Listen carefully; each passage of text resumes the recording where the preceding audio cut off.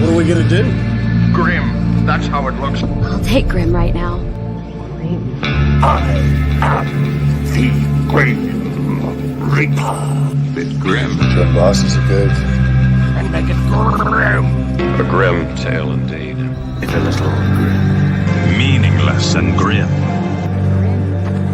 It's the Grim! It's Grim. Pretty grim, huh? Things look grim.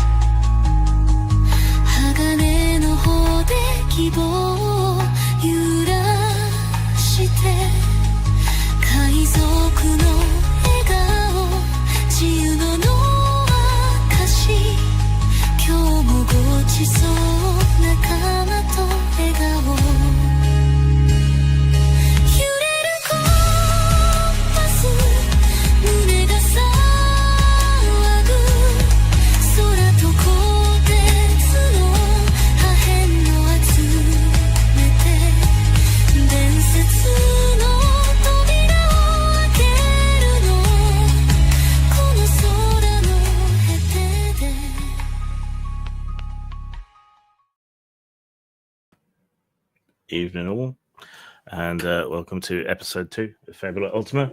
The advantage of playing the same game 3 times in a row is I don't need to introduce everything, so let's just bring everyone in. Konnichiwa, gozaimasu. Wakarimasu. Konbanwa.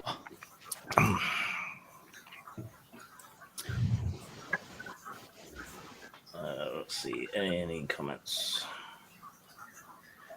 Would like to join? Can't today because I have guests. All right, well, another time. Yeah, not sure if we have. We do have our ramen chef, so you will be happy tonight. Yes. I had to include the food stuff in the video because I ran out of anime assets. So, but there you go. Dogs and butterflies? Where the fuck did that come from? Well, they're cute and they were kind of anime-ish, and they were looking up at the sky, so it seemed appropriate. Okay. Fabula Ultima Veilstrom. Noodle chef no niru desu. Yeah, that. You need to clip that and then add it to the intro and have it like at the end of it. It's like before the camera starts showing our faces, have that like play from what T-shirt said. Well, yeah. Fabula Ultima Veilstrom. Greetings and welcome to Fabula Ultima. And then, of course, Noodle chef no niru desu. I am Neil, your noodle chef. And then you would say episode 2 in Japanese. No, you would say Ohayo gozaimasu, because that's what they say in every restaurant you walk into in Japan. Episode 2. Everybody. You walk in, and the entire staff stops and goes, Ohayo gozaimasu, which means good morning. And they say it all day long. Roses are red, violets are blue. Ome wa shinderu. Omae wa mou shinderu. Well, ultra high def. Ultra High Def UCal, which is how I'm choosing to interpret your name. No, because that's Saturdays and naked people, and you don't want to see us naked. So, except when we do our Safe for Work stream, when there's no naked people. But I mean, people will seem naked. Anna did play in at least one of the games we were in, the Dust game we played a long time ago. Yeah. When they've got time, they might drop in on games. Yeah. All right. Is anyone playing a different character to last time? Nope. Perhaps later, but not at the moment. Does anyone want to recap what happened last time? We got the ship. Yeah. We fought some gangsters, talked to a gang boss who gave us a mission to go get a ship and stir up trouble for the shogunate. We snuck onto the plague ship, took it over, fought the villain, and escaped. And they'd all died of the plague. See, I told you. Well, if you will go around licking the controls, this sort of thing will happen to you. All right. Then. Imagine a camera following a tiny little sort of silvery shark creature with a pointed beak-like nose as it zooms through the clouds, swimming through the air faster and faster. See a little speck in the distance, which gradually resolves into the ship that you've plundered, stolen, and strolled off with, and filled with your pirate crew. The little shark creature zooms in faster and faster. The ship grows imperceptibly to start with, and then bigger, much quicker, until Niall hears a loud thump and clang on the side of the vessel just outside the galley where you're cooking.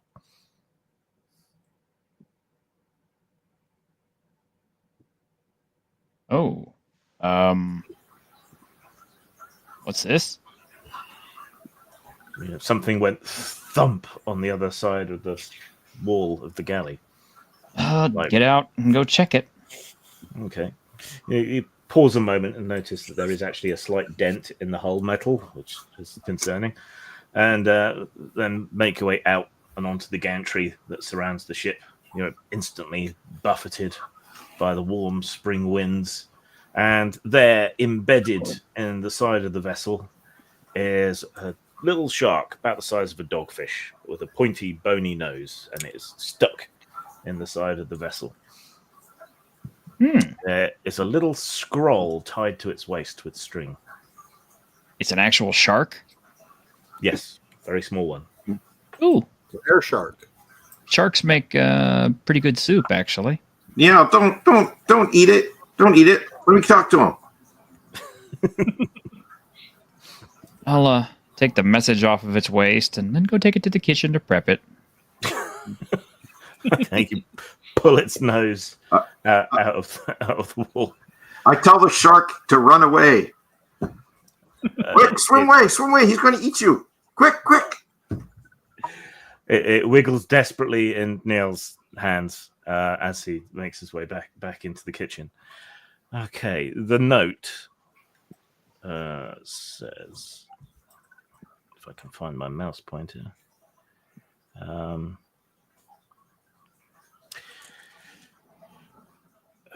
Neil, hope you're having fun adventuring out there and have learned to make half-decent noodles by now.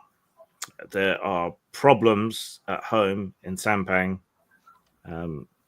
and we need you and that fancy pants ship you've been running around in to come and help us out with these problems. Love, Auntie Na.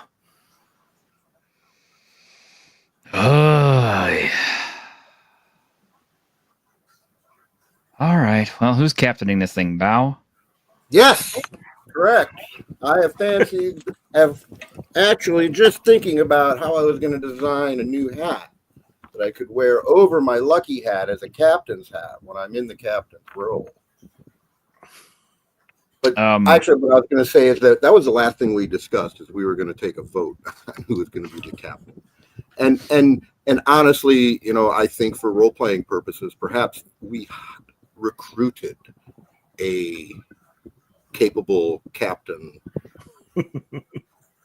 while we do our wild, crazy stuff. Well, I'll make an announcement to the crew. Crew, we've got business over in Sampang, so we need to head that way. Also, we're having a shark tonight. The shark looks up at you with suddenly very soulful seeming, expressive, pleading eyes.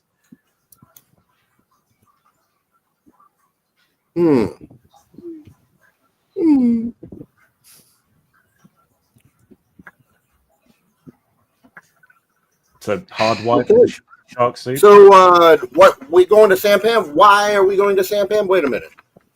Who made you captain again? I thought I was the captain. I thought we were taking it in turns. Yeah, I have business in Sampan. As far as I know. And I'm the best captain. It just worked out that way. All right. Well, let me put this a different way.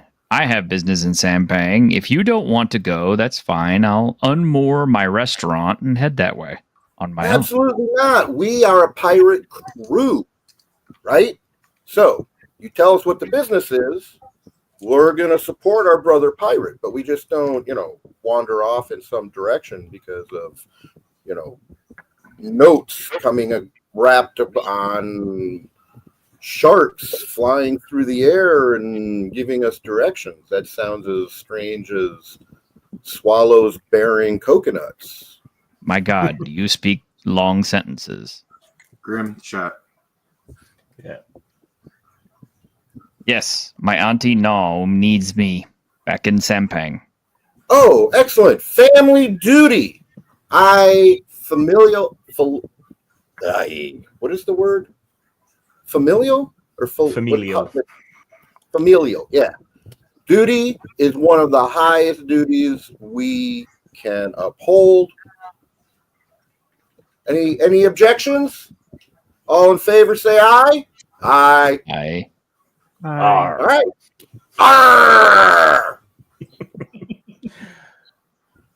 All right. All right. You wouldn't happen to have a piece of dirt from where you're from, would you?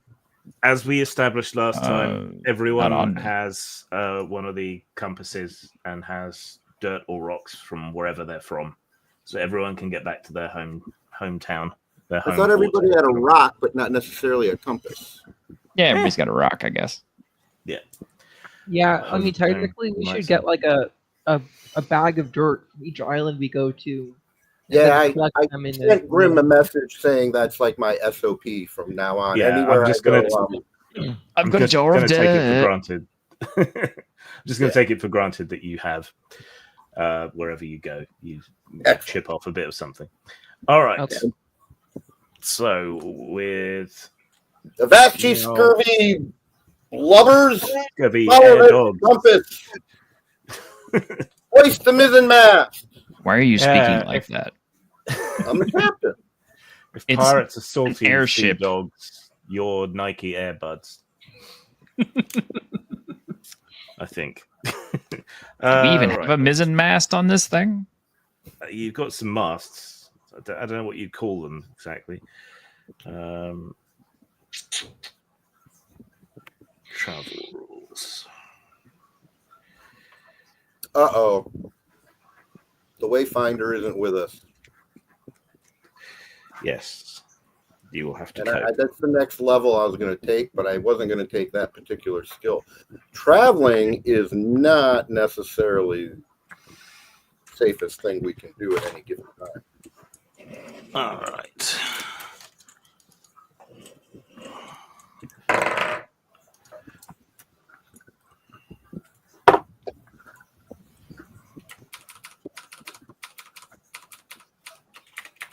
Right. Unfortunately, it seems you're quite a long way from Sampang, though islands and that drift around a lot, of course. But you're heading into civilized territory, so the threat level is going to be pretty minimal.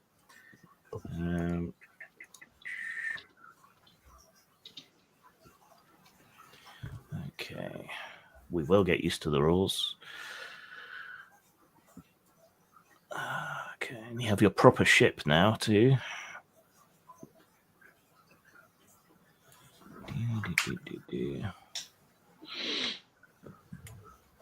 Okay, once you figure that part out, I have some proper ship questions.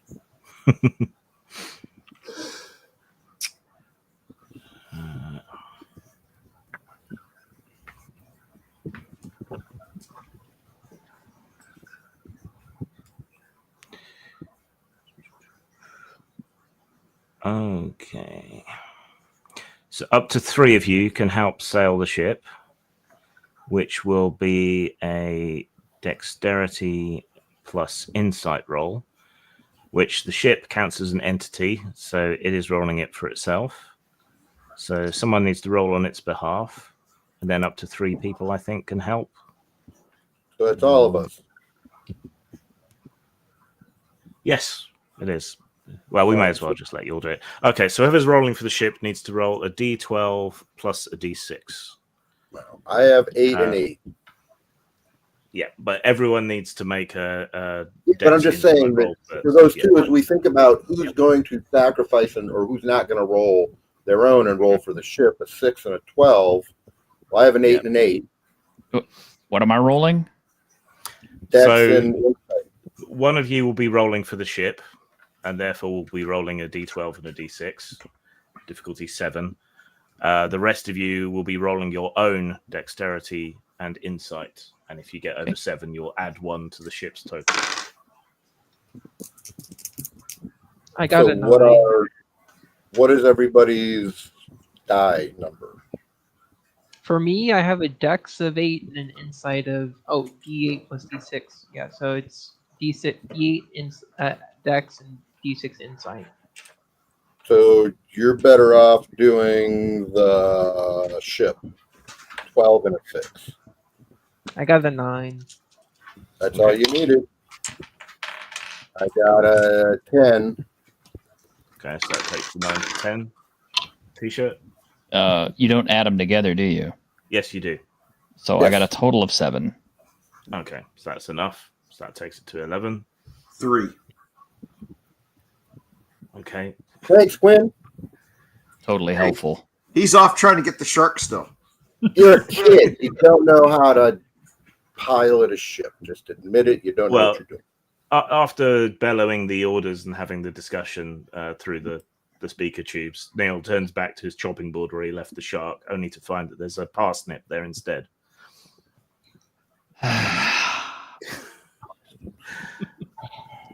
All right. Well, that's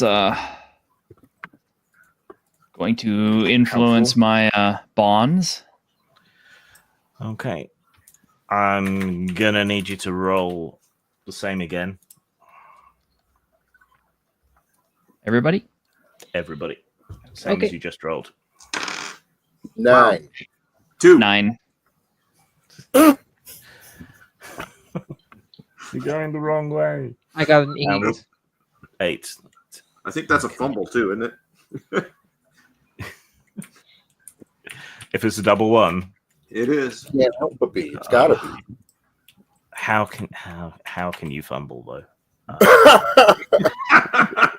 Give me a minute. I'll think about it. I can think of a lot of ways he can fumble this on a ship. Trust me. Well, let's finish the journey rolls first. Okay, and roll again. Okay. Yeah, you got a Fabula point for it though. 10. That's true. You do. I got a 3. Damn it. Okay, so that can't succeed, but at least it wasn't a botch. Mm-hmm. Okay, roll again. That reminds me, at the start of the session, we're supposed to get a Fabula point, right?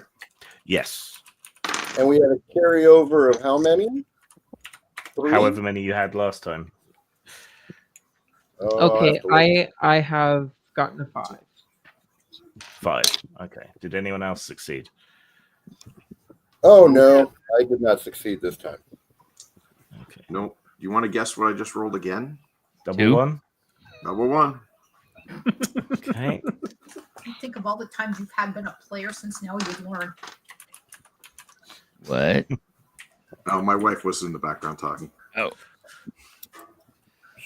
I also only got a 6 on this last roll. Okay, you are not Nike Airbuds of the Sea. No. Okay, roll again. Woo! Man, we are lost. Okay, got a 9 on this one. Okay. I got a 4. Do better. Is this like the things you're one more worst? time? Okay, Hey, I'm wait, throwing wait, Quinn hold on, overboard. Keep going. This is not one of my better stats either. So. All right, I'll be right back. Someone's ringing my door buzzer. I got to see what's up. Okay. Quinn is the albatross hanging around our neck. I got a 6. We have to roll so the again? extra success. That's not. Yeah. Holy crap. Got another 9. I'm getting a lot of 9s. I got a 5. I'm going up by 1. You're incrementally Okay, starting to win. And Jun this time. Oh, I got a 6. Okay. Hey, see, he's down with me. Unless I was supposed to roll a second time after I told you. This, Well, like roll again. We've been Okay, rolling a I'll lot. Yes. It's because you're shit. Hey, there we go. That was a I max. got an 11. 14. So broke my bad streak. There he goes. Okay. It's 11. Did you succeed as well? I got a 9. So Okay. So it's 14. Okay. Let's be generous since you got a crit on that one. Right. And again. Okay. oh, Lordy. Just wanting me to That's a fail. 5. I got an Got 8. an 8. this time. I got what, refuse sorry? to fail. I also got an 8. Okay. And Jun's roll was 5. okay. This might be the last roll if you make it a good one. So roll. Okay. Wow, I'm using them all up. 7. 12. So if I use all my fumbles now, does that mean when we get to the adventure, I'll Did be you get doing another good? one? Yes. Jesus. Sorry. Have you got like 2d4 or something? Well, actually, I got a it- D6 and a D8. Wait. Excuse me, a D6 and a D10. wait. If these are actually fumbles, you're getting Fabula points for all these. Yeah. All of us or just him? No, every time you roll a fumble, you gain a Fabula point. Yeah, just him. Do we all get that or just Quinn? If you roll a fumble, You get Oh, that. that's 3 of them. Oh so far. wow. Okay, yeah. Okay, Well, roll Check again. the fumbles then, 'cause I don't know how many we've had. A 3. okay, you need to start burning some of those Fabula points that you're earning. And everyone else? 12. Oh, All hold right, on. I'm let me back. roll. I miss. Lots of rolls. I've just been assuming you've been getting successes. So what did John get? I got a 12. I got Oh, 6. June. Okay. You've Roll been missing. again. You've been missing Quinn undoing everything on the ship, and pouring Yeah, no, sugar in the gas tank. And That's my max, 16. I got a Okay. 10. I got a 9. Finally. Okay. How many days extra did we travel? You could have made it a lot faster than you did. Let's just put it that way. It takes you well over a week when it should have only taken a handful of days. If Quinn's dragon would stop using the damn sails as a scratching post, could have got there quicker. All right. You're about halfway there, you reckon. So the winds have not been in your favor any of the way. When a big non-evil fog bank rolls in. Non-evil. Well, there's evil fog, so it's important to Right. differentiate between the two. Fog rolls in and cuts off your vision in all directions completely. Oh, wait, Grim. Yes, How many traveling rolls was that? that was a lot. I need to know how many because I'm getting ingredients for all those. 9 days of travel. So that's 18 new ingredients. So 9 rolls, Yes. and how many So of I have those a- are fumbles? I have a question I fumbled about 3 times in 9. So Okay, that's okay. That's I have 8. Fabulous. the things that can be found that are of interest on a warship that someone like Bao must have surely investigated top to bottom thoroughly. You know, what Yeah. do we got here to play with? I can tell you what you have discovered. Right. The ship, which was designated the Zeitgeist, is a transport vessel primarily. It is swift, light, rugged, and stealthy for its traits. It has Dex D12, Insight D6, Might D8, and Will D6. It has a ramming prow for ramming things. It has a small cannon on a turret, and its levitation stone can be induced with magic to create a gravitic attack, which does earth damage. Okay. It's immune to poison, resistant to earth, physical, and wind damage. And it flies. Okay. How many days has it been since we? What I would like to do is make upgrades to the ship as projects. Those are projects. So this is what I'm going to say. Let's not worry about those, but I'm just telling you that's what I'm going to do or have done. And just like I did with all of my, now that I understand how Tinker, inventory, and projects all work together, I will come back with you with what my plans are. Okay, we'll bank those days for doing projects. Cool. That'll be a good way to do it. All right. Oh, so how many days were at the front end, those, just so that I can know? So I've got 9 right now. You were probably sort of shaking down the ship, getting to know what was on it, and picking up extra crew and stuff for those days. So you didn't have as much time to look around. Okay. Cool. Right. That was a good nautical term you pulled in there, shakedown cruise. Not a lot of folk know that. I pick up useless knowledge everywhere and squirrel it away. All right. Just for role playing. See, that's what role playing games do for you. They make you a genius of absolutely nothing. T-shirt, are you going to roll up all your ingredients you found? I just did. And by the way, what this means for the future is there's going to be a lot of salty and umami combinations because that's what I have the most ingredients right now of.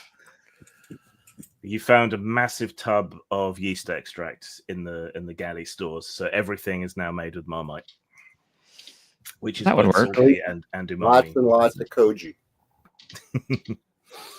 All right. Anyway, yes, Fogbank rolls in. There's a sudden chill. Everything is abruptly very, very damp. Who is actually driving the ship? That was Jun, wasn't it? The duty seems to have fallen to Jun. You can't see fuck all. The air all around you is just so utterly dense with cloud.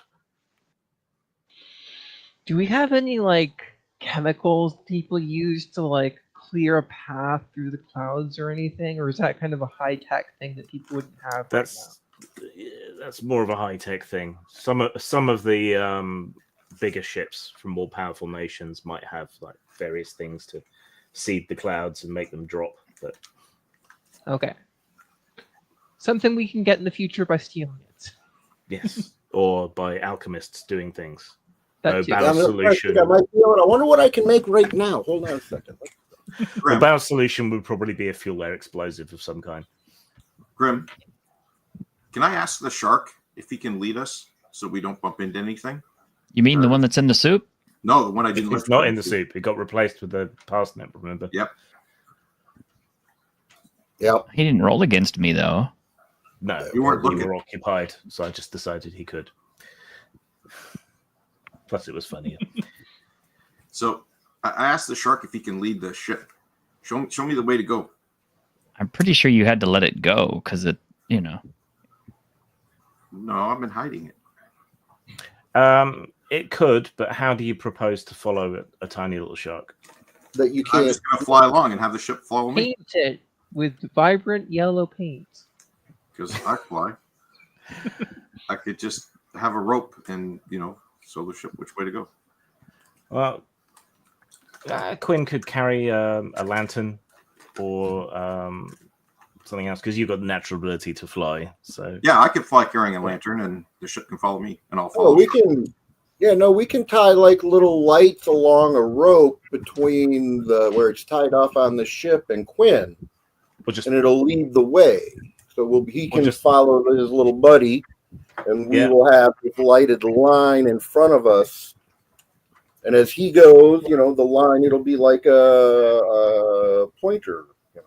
Or you could just punch Quinn repeatedly in the nose until it glows red and then follow up. Those are called figure games. Can Jun make a Dex plus Insight roll, please? Okay.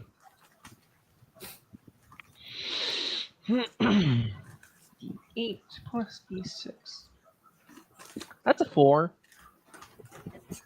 Okay. You're just getting all that bad luck out of the way at the start.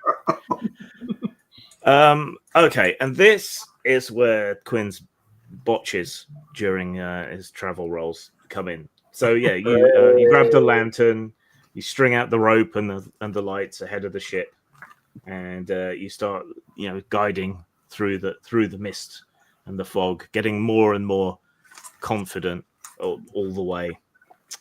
Until suddenly, out of the mist appears a hunk of rock, which you slam into at full speed with a loud splot noise. Damn it, Quinn! Lose 5 health. Okay. From the ship or from everyone?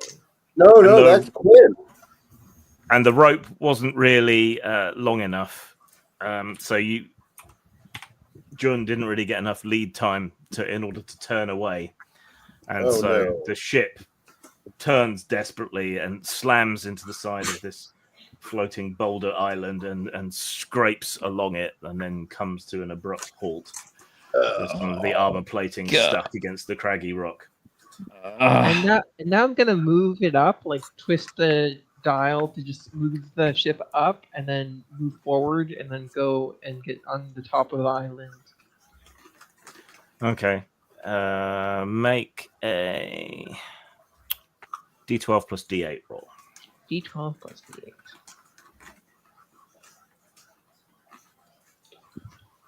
We'll deal with the damage in dock. I got a 13.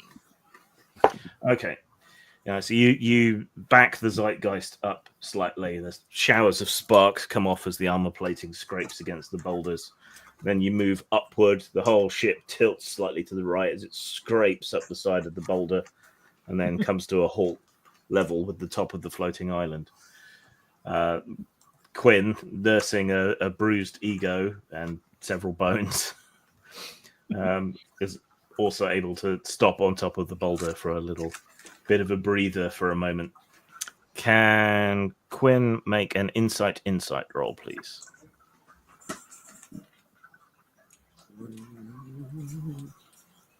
So if I know the D10, here it is.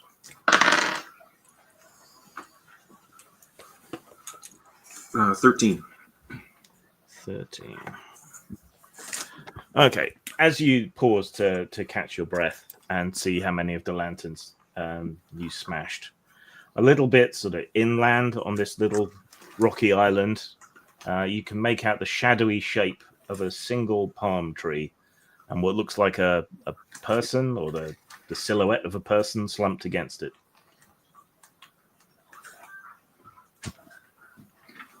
Fly over and see if he's okay. Okay, you hop up into the air and float over while the others survey the minor damage to the ship. Yeah, minor damage. Yeah, paint. Yeah. Okay. 5 hit points of damage. It's not much. As you get closer, Quinn, the mist thins out, and you realize it's a skeleton dressed in the stiff remnants of leather armor, and there's a little coffer stuck in a half-dug pit in front of it, with an old rotten pickaxe next to that.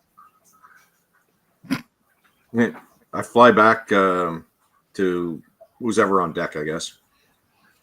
I'm Hey, guessing guys, everybody's I got found I found a dead guy. Guys, I Why'd you found kill a dead him? guy.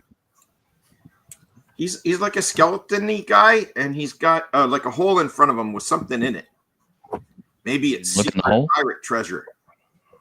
Well, we're pirates now. Did you claim it? Yes, I claim it. It's mine. I'm not Well, a pirate. no, I'm a noodle the chef. crew. You claim it for the crew. We're a team.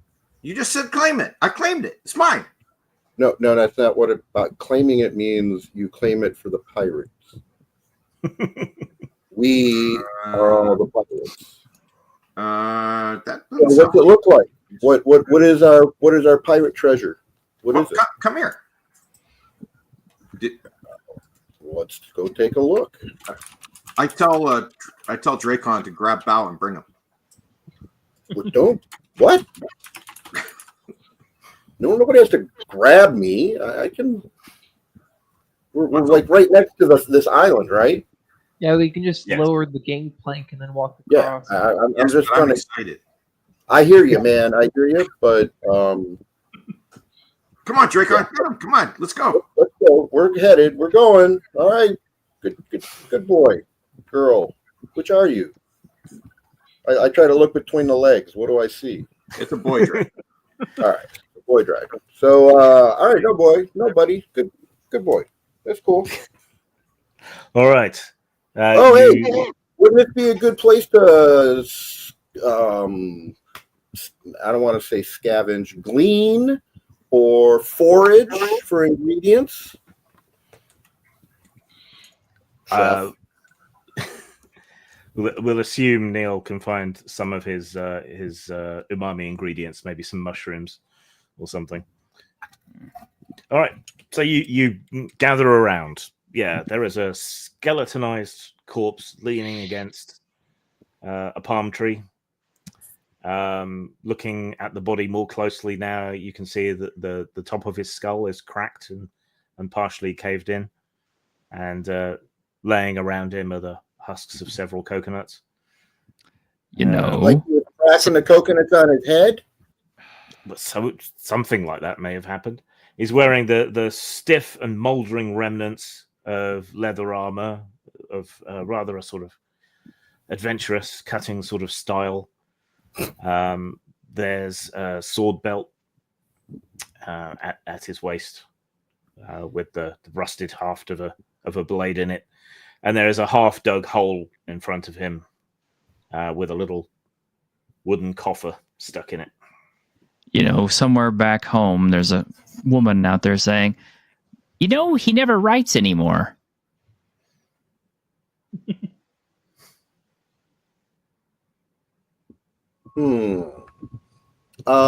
Wait, so what's in the hole again? And how did Little wooden coffer. coffer? You want me to Coffer, get not it? coffin, coffer. Coffin. Coffer. Wow. Okay. I can get it. Wait a minute. Just Oh. wait. I'll get it. Well, hold on. Go into the hole. I'm So- more interested in the coconuts. So. Let's look around here. What appears to be the cause of death? Cracking coconuts with his head, and then The he coconut dug a obviously hole. fell on him while he was in the midst of digging a hole for his treasure. How big are these coconuts? Coconuts are huge. Coconut sized. Yeah, they've still got the flesh on the outside, these ones. So yeah, they're a bit bigger than just the husks. It's like But there even are in the a few real others. world, people die from Oh, getting yeah, hit in the yeah, head no, from no. coconuts. Absolutely. Okay. So grab And it. The casket. But so how is the body leaning against the tree? Face forward, like it got knocked out, or Yeah, sitting down, like it's taking a face break? forward slightly. The cause of death does seem to be the smack on the top of the bonds. Quinn, you drag the little coffer out. It's about, yay big. It has a rusted lock on the front and rusted hinges.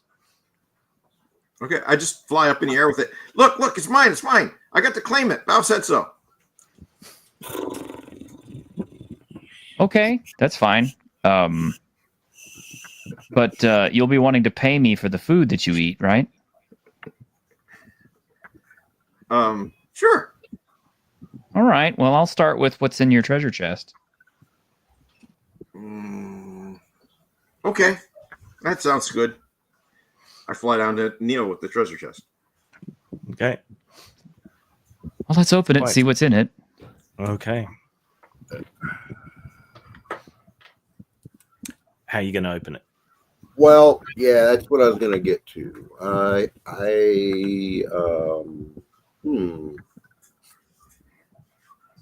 Explosion?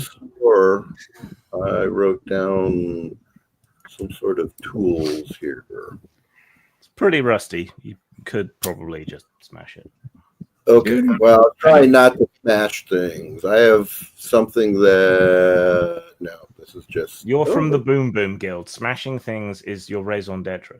Yeah. But I'm from the Boom Boom Guild and a saboteur, and trapping things so they blow up in your face gives me a boner. So, I've got Tinker Tool Pouch. Cost me 1 IP. Give me +1 to craft or tinker checks related to traps, repairs, and bomb setup. Yeah. You could try and pick the very rusty lock. Yeah. Okay, so that would be like insight and dex, I'm guessing. Yes, that would be Insight and Dex +1 for the kit. All right. I'm And this prepared. is the kind of game where you give me a target number, I just roll and you tell me success or fail. Yeah. Nobody Great. heard you, Witch Queen. I was 14. saying, I'm good. Sorry. Oh, I'm sorry. No, I was just gonna say I'm prepared for your character to just like break the pick in the lock. What did Bao roll? 14. Okay. Right. Bao takes out his tinker tools and leans over the lock. Inserts the picks and hits the tumblers one by one. And as the last one clicks into place, the lock just crumbles into dust. That was partly right. So, I'll open it. See, Okay. I'm a genius at this stuff. The hinges creak, then snap and crumble into orange dust as well. Inside is a note in extremely elegant Sampang script. Oh. A handful of zenit worth 40 zenit, and an empty clay bottle of booze. Which All Yeah, right. yeah. How much noodles did that buy me then? Well, I tell you what, I'll let you keep the money. I'll take the note since I can read it. And Okay. whoever wants to fight over the bottle can. So that's for the noodles? Sure. Well, okay. I'm a fair man. I take the 40 zenith and give him the stuff. Okay. So I'll read the note How aloud. the pirate share goes, but we can talk about that later. I'll You read should the at least- note out I'll loud give since Bob- it's in Sampang I script. give Bao the bottle of booze. Okay. So the note says, I took the liberty of coming back and recovering the treasure. But if you survive your exile, you can look me up in Sampang. Signed, Huang Zhao. And then we find out he's been dead 800 years. Oh, just tuck the note away for now. Maybe somebody knows him back at Sampang. We're headed there. P.S. I drank the plum wine, but maybe you can sniff the bottle. Cheap bastard. And then there's whatever the ancient Chinese equivalent of lol is. Well, I still give the bottle to Bao because I didn't read that. It's a vessel. You can put potions or something in it. You know. I can booby trap it. You betcha. Yes. Waste not, want not. There doesn't seem to be much else on this tiny little spit of rock. You'll have to wait till you get to Sampang to repair the ship. But yeah, are we ready to move on? Yeah, but I think that this island was a part of Sampang at one point. It's possible. Because I was just imagining a chunk of it drifted off. But anyways, let's get to Sampang proper. Okay. Screen wipe. Lingering for a moment on the crash damage on the side of the ship. Sampang, nestled in the cradle of sky lakes and drifting kelp clouds, Sampang is no ordinary sky isle. Where others pierce the heavens with spires of steel and stone or cling to ancient ruins, Sampang breathes, a floating city of woven wood, painted sailcloth, and gently humming windmills, strung like lanterns across the belly of the firmament. Here the air is always tinged with the scent of smoked eel, jasmine rice steaming on sun-warmed balconies, and the tang of aerial brine carried up from the cloud sea beneath. Floating rice paddy islands are roped to the main city and shimmer like emerald mosaics around it, shifting shape with the currents, anchored to bamboo frameworks, buoyed up by Arion boulders brought from other islands. Sampang itself is built on itself over and over and over again, cramped, an ever-mutating sort of tumor of human life here amongst the skies. But you come chugging in towards it, it is surrounded by other trading vessels. And to Niel's developed sense, you can smell all the different foods being cooked everywhere within it. And there is a small swarm of restaurant vessels headed towards you in attack formation. Niao, this place is a real dump. You grew up here? This You're is talking my about homeland. amazing. I've never seen so much food in one place. Did you just call my homeland a dump? Yeah, look at it. It's horrible. People are on top of people on top of people. Okay, I'm gonna throw hatred on Quinn now. Okay. Remember, I already had mistrust, so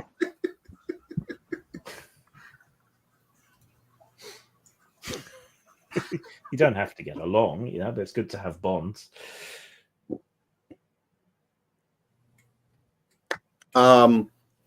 So where does it look like we should be taking our ship? To tie up? According to the compass, you need to head towards one of the outer floating islands near the floating rice paddies. Oh, okay. So let's maneuver out there. Okay. The restaurant ships pull up alongside you on all sides, and the hawkers start shouting, "Best noodles in Sampang! Try my duck! lies. Smoked fish!" Mine are the best noodles in Sampang. When they realize you're a restaurateur as well, they grumble and turn away to look for other prey. All right, one sec. It's not like they can miss my, floating restaurant tied up to the ship. Yeah. All right, so you come in towards one of the outer islands. So there's great big ropes woven from sky kelp and other sources that keep these islands strapped to the main sort of Sampang area.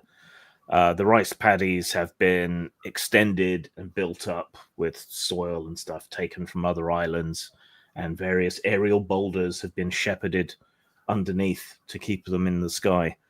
As you approach, you can make out all the terraces. So it's like a floating crater or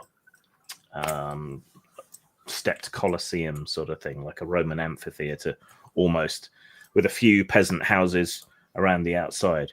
Tied off to this one is Auntie Na's restaurant as well, which is just a floating pile of wood and bamboo, and it's a terrible, terrible floating fire hazard. Well, as soon as we get close enough to disembark, I'll casually, kick the huge black guy in samurai armor off the edge of the cliff, and then head over inside the Auntie Na's. You suck. Okay. So does your game. Well, as you approach, can you all make insight rolls, please? Insight and what?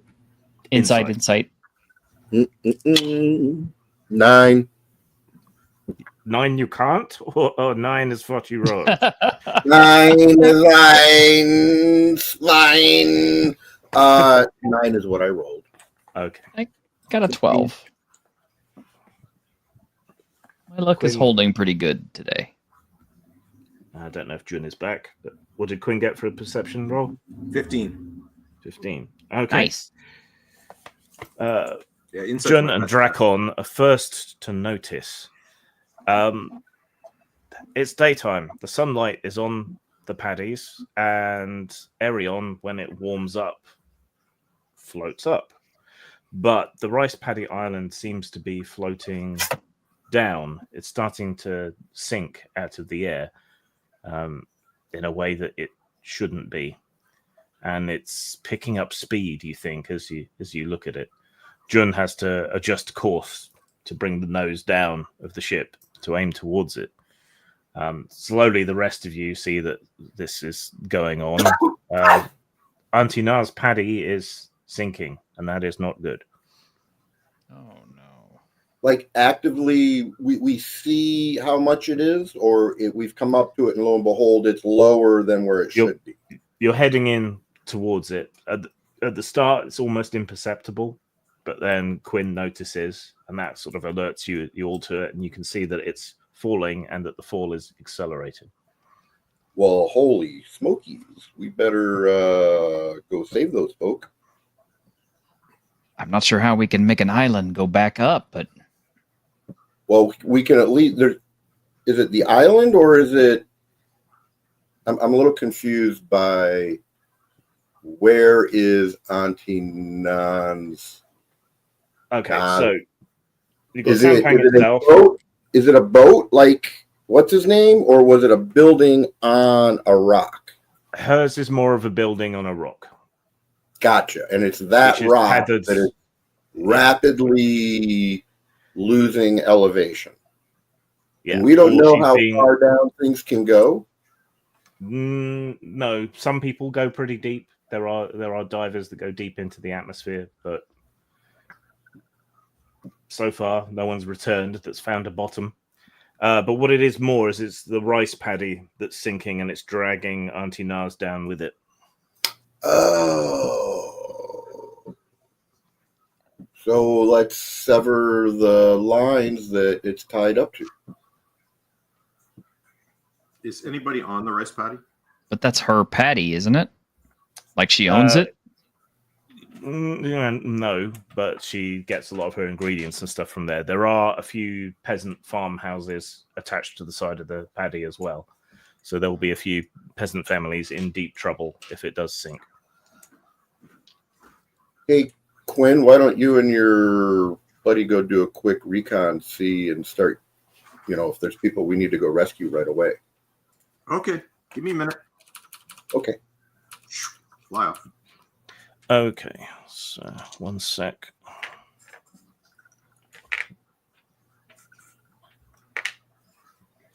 Okay, it's still sinking fairly slowly at the moment. So Quinn flies out with Drakon and does a quick survey. Yeah, there's like 3 or 4 fairly big farmhouses attached to the side of this paddy, along with Auntie Na's. and each one has a family in it. They seem to have realized that they're sinking and are trying to figure out what's going on. You can see the men from the farms sort of going up to the edge of the island and very carefully looking out over the edge to try and figure out what's going on. Okay, here's what I'm There are going to also do: women and children. hop on my restaurant, Yeah. untether, and basically start trying to do rescue operations for everybody. I figure the big ship can do that, and I don't know, maybe Quinn can pick up some individually. I bet you it's easier for you to do it on your little ship than to try to rescue, like, you know what I'm saying? This is a much more difficult ship to maneuver for getting to an individual house. Exactly. That's kind of what I'm So thinking. I have a question, though, about what we're seeing and experiencing. What do we know about things like this had happened? What are the causes for air boulders, for masses of land to suddenly lose buoyancy?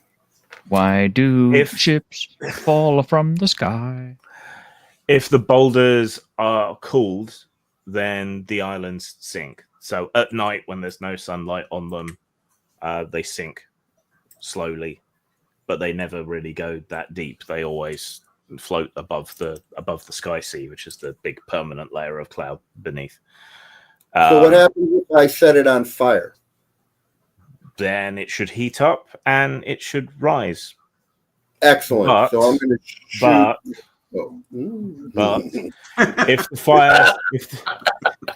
if the fire spreads, it will burn all the ropes and the bamboo frames and eventually the farmhouses. And so some of the boulders might pull free of the island, and then there would be less keeping them buoyant. As a right, what I was going to do is maneuver to the underneath and use my napalm type bomb, which would stick to it for, it does, I don't know how many points of damage for 1d4 round. Okay, but if you botch, you will set fire to the whole thing. I hear you. Okay. All right. So Neil is going to use his restaurant to try and rescue people. I'm going to assume that the main ship is going to try it as well, but more carefully. If you want, I can take that down there. If you want to put that on the rock underneath. T-shirt, can you make a Dex plus Insight roll, please? I can try.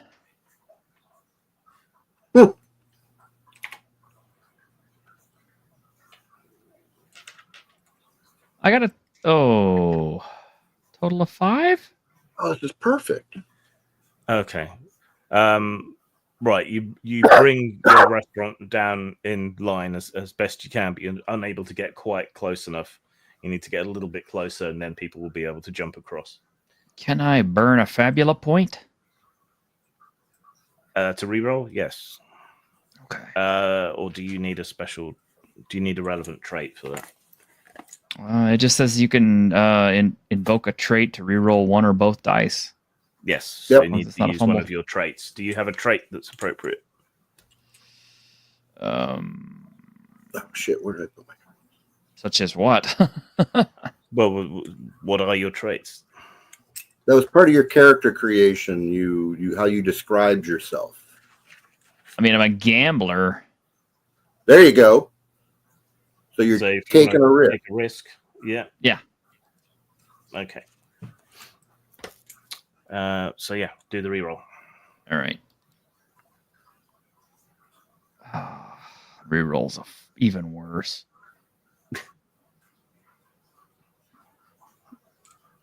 So fail still. What's a 4? Yeah. Okay. No, you just can't get in close enough. It's not sinking evenly, and it's tipped slightly, so a whole bunch of water comes sloshing over one side of it. On the plus side, that might lighten it. Quinn had a suggestion. Can you repeat that to me, please? If you have some sort of bomb that you need to put on the bottom, that I can fly it down there because I can fly, and you don't have to try to get that big ship under where it might get crushed. Well, I shoot it, is what I'm going to do. But so give me a moment. Let me see. So some of these they have timers. Some of them are impact. And this one, yeah, you could do that. So sure, I give him, I spend 2 IP. I give him a Dragon's Napalm Bomb. It does 30 base damage for 1d4 turns, 5 points per turn after that, and terrain ignites. So that's fire? So that thing is fire? Why don't I have Drakon carry it? He's immune to fire. He's a fire dragon. Well, it's not fire until it goes off. Yeah, but I could get roasted. Drakon can't.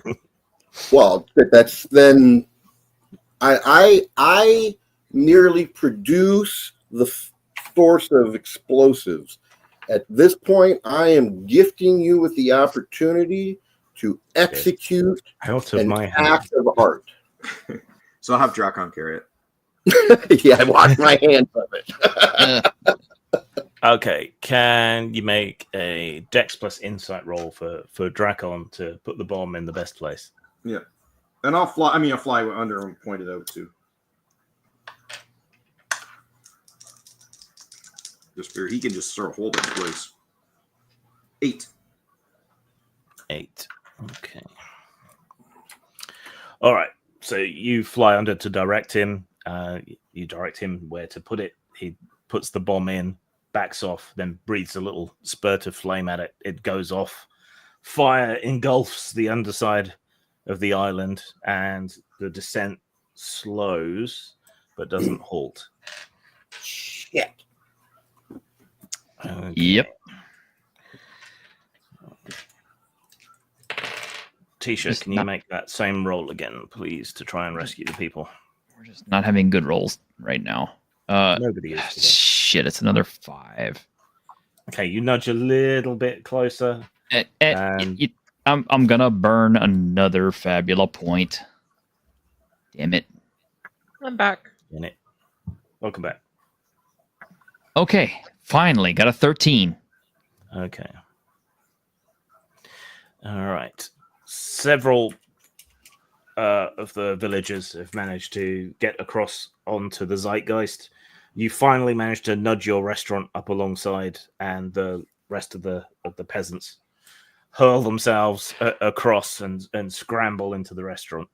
Yeah, the restaurant can handle 20 people, so Yeah, so it's pretty full of people now. Oh, You yeah. can back away off. 1 sec.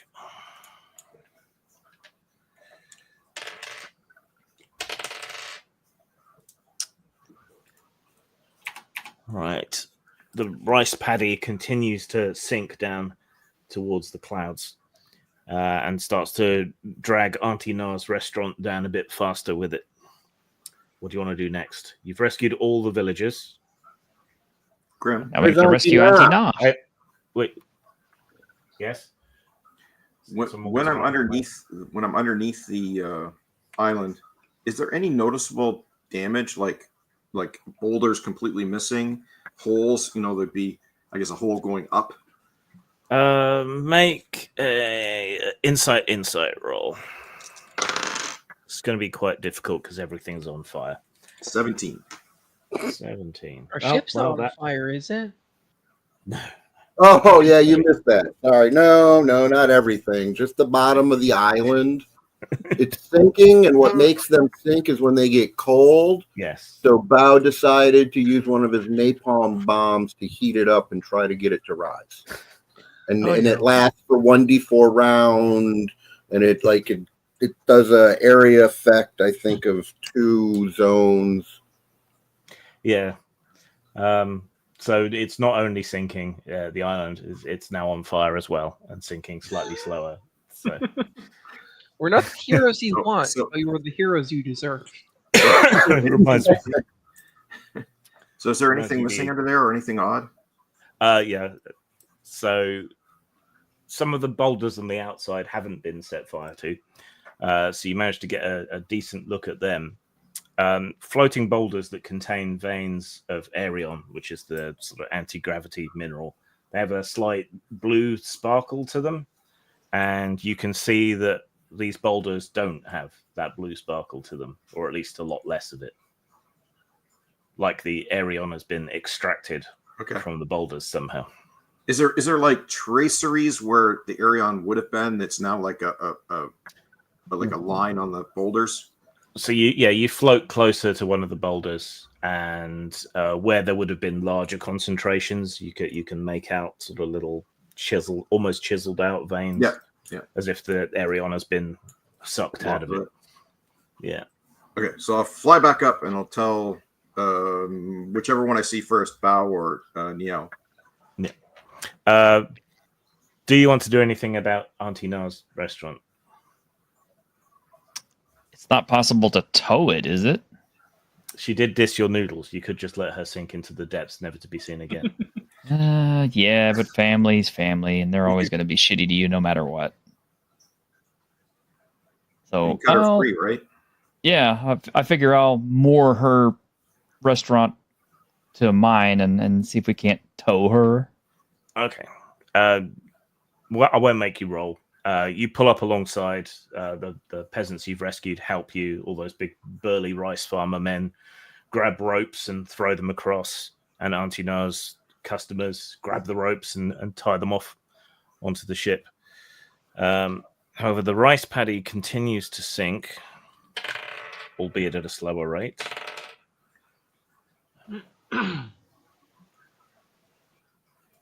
Oh, it's liquid fire glow. Yeah, all right. So here's my description.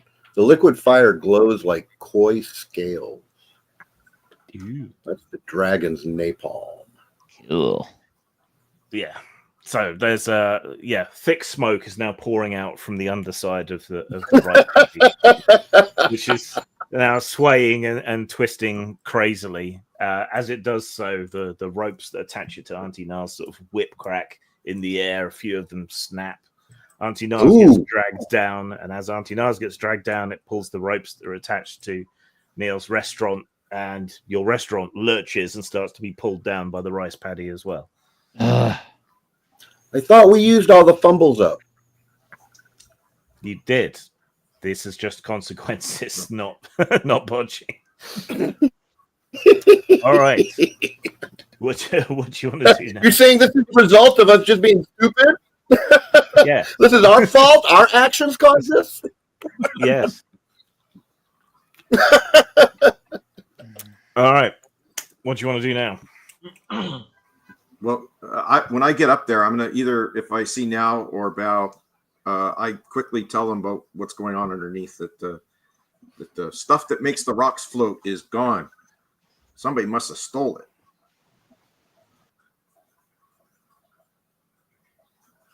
Is that not interesting? Guys, what? Hey, say that again? The stuff that makes the rocks float is gone. Somebody stole it. Oh, don't worry about that. We'll just leave it here. Listen to my fascinating geology lecture while a burning aerial rice paddy sinks into the depths. Yeah, dragging our crewmate with him. Again, my guy is 8 years old. What do you want? Well, I understand, and that's why I'm taking a moment. I am only twice as old as you, so you should be thinking of me as your big brother here, and give me a moment to figure out how to solve this problem, because that's Why are what you I guys do. playing kids in an adult game? Jesus, because it's Japanese and it's a tradition. I played That's it because just weird. I wanted the like typical template, like the the Dragon Ball Z type character, and then I wanted a Power Armor type character. Really? Because Goku's grown up, and Vegeta's That's grown the up. first one. Not Dragon Ball. Dragon Ball Z. First. Well, yeah, Dragon Ball Z he is, but not Dragon Ball. And I'm 16. Hero goes on a journey. I'm just starting out. It's Yeah, a classic, we want He's a young adult. orphan kid who goes on an adventure. Anyway, 16, that's the perfect age. so they Niall's don't. this good-looking dude who can't score any bush because he's got 2 kids hanging off of him. So Yes, exactly. Do I see that the ropes? Do I see the ropes are pulling down the Yes. noodle? Yeah, and as you watch, the rice paddy lists to one side, Okay. and a bunch of the boulders fall I up. get Drakon to attack the ropes and destroy them. Okay. Tooth and claw, not flame. Yeah.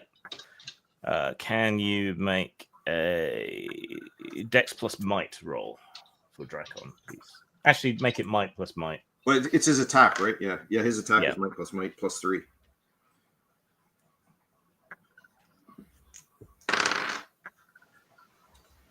Uh, 18, 21.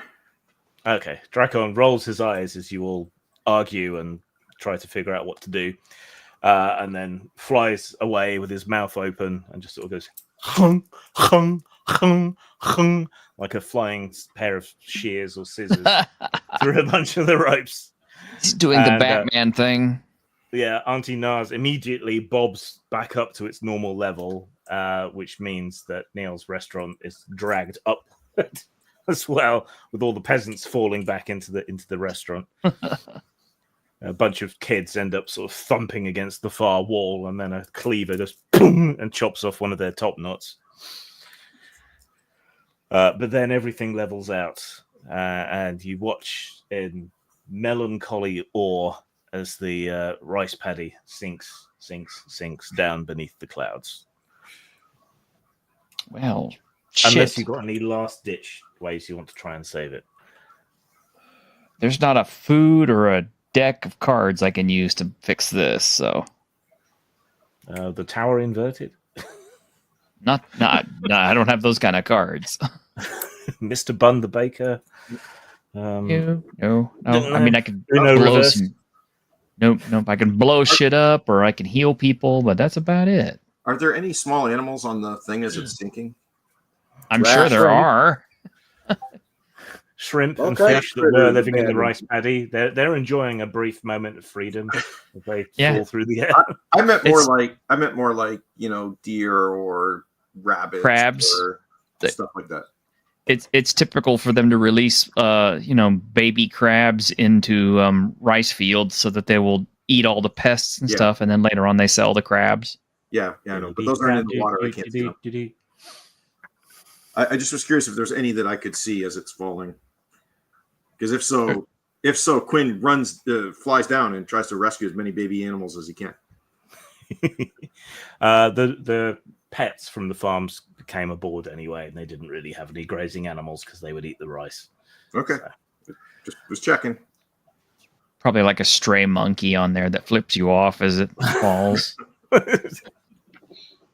So I'm thinking there would be cats to keep the rat rodentia population low. Maybe like might- a fantasy type, anime type of cat, like a Cabot maybe, or something like that to hunt down the rat. Maybe some kind of Wherever there's rats, there tend to Well, be. if there is any, I run down and fly down and get it, Grim. maybe flying cats with patagia, Yeah. Well, like they can flying fly on their own. squirrels, like cats. They can fly on their own. I don't know. All right. Anyway, So we see instead of rats abandoning the ship, we see cats abandoning the patties. well, yeah, a lot of shrimp falling through the air, which probably breaks Neil's heart. No food. Yeah, sorry. But yeah, you've rescued all the peasants, so good job there. Though they're all pretty down at having their livelihoods and their homes destroyed. They'll get better. I'll make them all a nice, refreshing bowl of noodles to kind of Where's cheer Auntie them Na? up. Auntie Na is in Auntie Na's restaurant, which is just across the way from Neil's place, and she's also offering food to the refugees. All right, so let's reset the scene for me, please. Okay, the island has fallen into the cloud sea below, to be presumably destroyed or to suffer whatever fate happens to things that completely fall out of the air. The boulders that were used to buoy it up appear to have been drained of their Aerion though some of the boulders remain, now sort of floating like a cluster of buckshot in the air where the island used to be. So it wasn't drained from all of them, and it seems to have been from a lot of them. Neil's restaurant and Auntie Na's restaurant are currently roped together with the refugees spread across them, and your ship is main ship is floating nearby as well. Sampang is in the distance. Well, not that far away. Mhm. So, what do we know that causes the air? What you call it? Arium? Arion, yeah. The Arion to drain. What do we know about how Arion is infused into the land, and what do we know about how Arion is perhaps harvested to be used to make random boulders float? Trace amounts of Arion are found everywhere. Certain plants and animals have learned to concentrate it in their bodies. It's part of the reason dragons can fly, and presumably why Quinn can fly. He must have eaten a dragon diet for a very long time and built. He's a mutant. Yeah.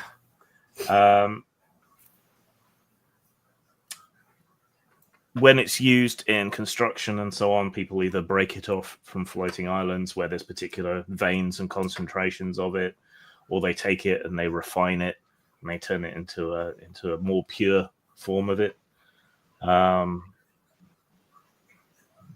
It has applications in magic, but most people don't use it because it's so important and it's so finely spread out that it's not really cost effective for anyone but the most advanced nations to refine it and use it in that state.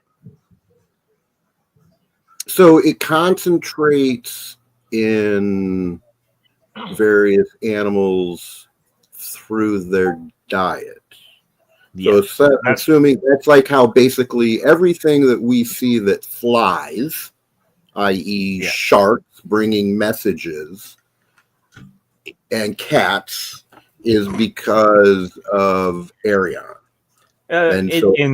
In part, right? So some creatures and things use other methods like gas bladders. Some flying ships and so on will use balloons or other methods to fly. But a lot of stuff uses Arion. Arion is what allows all the fantastical flying stuff. Okay. So as an alchemist, what would I know about refining and removing Arion from and what we're seeing and in the manner in which we've seen? The Arion has been removed in a way that the people weren't even aware it happened. And apparently it happened really recently because we came across it in C2. Yeah. You're not entirely sure, but probably either by a new novel alchemical process, because the standard way of extracting it is to grind the rocks up and then shake it and grab whatever floats upward, which is quite intense and long-winded process because Arion is so spread out and everything. So someone must have found a way, something that reacts directly with Arion, perhaps melting it into a solution and then refining it from that. Or it could be some new natural hazard or some horrible mutation of the fog. You simply don't have enough information yet.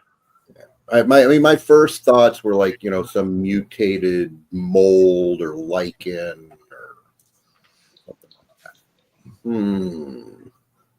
How mysterious. And has anybody heard of this before? We ask around, both the members of the crew and of course we don't have a scholar amongst us, so it's obvious by our behavior. So natural islands don't normally fall. Sometimes when islands collide, the substrate that has the Arion on it might get divided from another part of the land and that might fall away. Artificial constructions, the Arion boulders might get loose and then the structure doesn't have enough Arion to stay afloat and might sink. but nothing quite like this. Hmm. Does anyone else have any lines of inquiry they would like to poke and prod at? I'd actually like to check up on Auntie Na. Auntie When it Na. called me here. Yeah. All right. Yeah, you sort of hop over onto her restaurant front. You can smell chicken broth, which smells like it's infused into every single beam and panel in the whole place. Some of the refugees are over here. Everyone's being fed. Auntie Noah is a very short, very round woman with grey hair tied into an extremely tight bun, a Croydon facelift, as we call it here in the UK, with many, many pins and chopsticks jabbed through it, more than there is actually hair. She looks up at you with her rheumy, wizened eyes. Meow? Yes, Auntie, here I am. She picks up a big, what they called scoop thing. Big metal scoop. Ladle, that's the word I was looking for. Picks up a big ladle, comes over to you and bonks you on the head with it. You late, stupid boy. I got here as fast as I can. I had to steal a Bonk. ship. No excuse.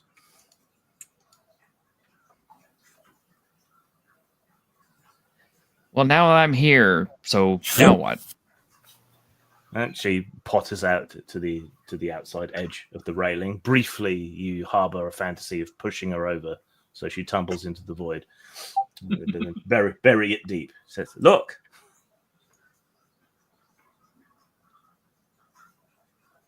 now look." What am I looking at? Exactly. Where is the rice paddy? Well, it just went down. Yes. You know, we just saved you and all the villagers. Bonk. Pay attention. Focus. Always thinking and blaming other people, not concentrating on his noodles. Useless boy. Look, it's gone. Yes, it sank Yes. without a trace. Yes. You turned up and set it on fire. Didn't really help very much, but That actually was him. Pointed bow. bonk. Always blaming others. But this is not the first paddy that has fallen. If this keeps up, there won't be enough rice to feed all those hungry locusts in Sampang proper. Well, what do you want me to do? It's not like I can make rice paddies in floating islands. Bonk. Stop it happening. How? I don't know. You have the fancy ship and the friends with the magic and the alchemy and the swords. I make noodles. We talked to the councilman. He says, you can't have anyone panic. People would flee Sampang. And something about famine. A useless man. Even more useless than you. Well, Investigate. okay. Find out. Mr. Big Shot Pirate. Too busy to cook noodles. I'm a noodle maker. I'm a businessman. I'm not a Bonk. pirate. Let's just look at the others and like see what I have to deal with. Haven't even offered me noodles. You said you hate my noodles. Well, have they improved? Well, yes. Okay. Give me some noodles. I'll make her some noodles. Okay. Do you want to roll to see how good they are? What? No, if you make me roll, I'll fail that. But I'll try it anyway. I'm gonna roll. Dex and insight. I was gonna say, how about insight and willpower, just to keep from poisoning her. But it's a 9. It's They're all right. Yeah. So, but she accepts the bowl of fresh cooked noodles and studiously slurps them all down and drains every last drop of broth and then looks at you and goes, "Nah, Nah. nah." It's anti-nah. Yes, it is. Going nah. No Yes. good. Now, be a good boy, a good nephew, and help us get all these people to Sampang, and then investigate, find out why this is happening before we run out of rice. All right. Everybody load up on the restaurant. I'll get you all to Sampang proper. Sorry I can't do anything about your houses that went down with the rice paddy, but We're alive, and it's all thanks to you and your band of heroes and your ship. Mechanics question. Yes. Willpower, right? That's the fourth attribute. Okay, so that's more like emotive and magical and empathy and those kinds of things. So Insight's more the empathy side. The willpower Well, is okay. forbearing and withstanding. So what's more important than dexterity in the kitchen is cooking from the heart. Hmm. Cooking That's from where the the soul. insight. I was figuring with the noodles. Insight and will, or whatever it is, or I was figuring this being a signature dish with the noodles, it's about cutting them precisely as well. At least it is as far as Auntie Nara is concerned. And the insight is the heart and the emotional guidance. okay. I was thinking the soul part, because that's the arcanist, the magic, the soul, and that in fact maybe that's what Niall's doing wrong, is he's using insight and dexterity instead of insight and. So she just makes sloppy noodles that taste good. All right.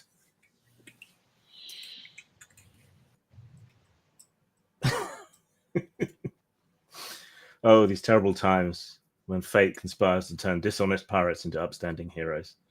Yeah, it's terrible. It's terrible, terrible, terrible. Well, All right. Scene fade. You've let the people off in Sampang, and you're currently tied up in port, and you need to figure out your next steps. The peasants didn't have much, but they clubbed together, and they've managed to get 50 zenit for you from what they had left on them in their pockets. Plus, for rescuing them, you can all have a Fabula point. Awesome. nice. So each of us get 50 or just 50 total? About 50 total. Okay. So you have to figure that out. But yeah, they're all very grateful. Auntie Na says she's talked to the Traders Association and the Restaurateurs Guild, and can offer you a reward of 200 zenit and a free meal from every restaurant that's part of the guild in exchange for solving this problem, this mystery. Well, that sounds worth it. Have you ever eaten Sampang food? I have only yours. Okay. Probably a role-playing opportunity here, but I'm going to go take these guys and girl to one of the nice restaurants in Sampang, since we have to drop everybody off anyway, just so they can actually taste like some homegrown, high-end Sampang cooking. Okay. Oh, if anyone's used inventory points, you can replenish those now that you're in port. And that 50 zenit can go on repairing the ship, actually. All right.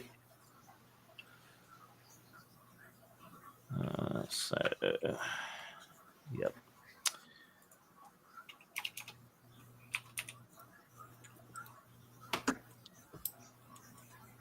Of course, you don't get the reward with the free meals until after you've solved the mystery, so it'll be quite expensive if you go to one of the best restaurants. I know, but it'll be worth it. Okay. because it'll give them the motivation they need to. We are the perpetually broke pirates. Yes, we are. What would they charge you for meals? 500 Zenit. What? I can't afford that. I don't know where you come from, but I can't eat in a place like that. Yeah, it's like the meal I costs can't more than a eat- suit of armor. I was I just mean- imagining if it's supposed to be a really, really good upscale restaurant in Sampang, why not charge the most exorbitant rate? Yeah, but costing more than runic armor. Inventory points are like 10 Zenit. Correct. So let's say 20 each for a decent meal.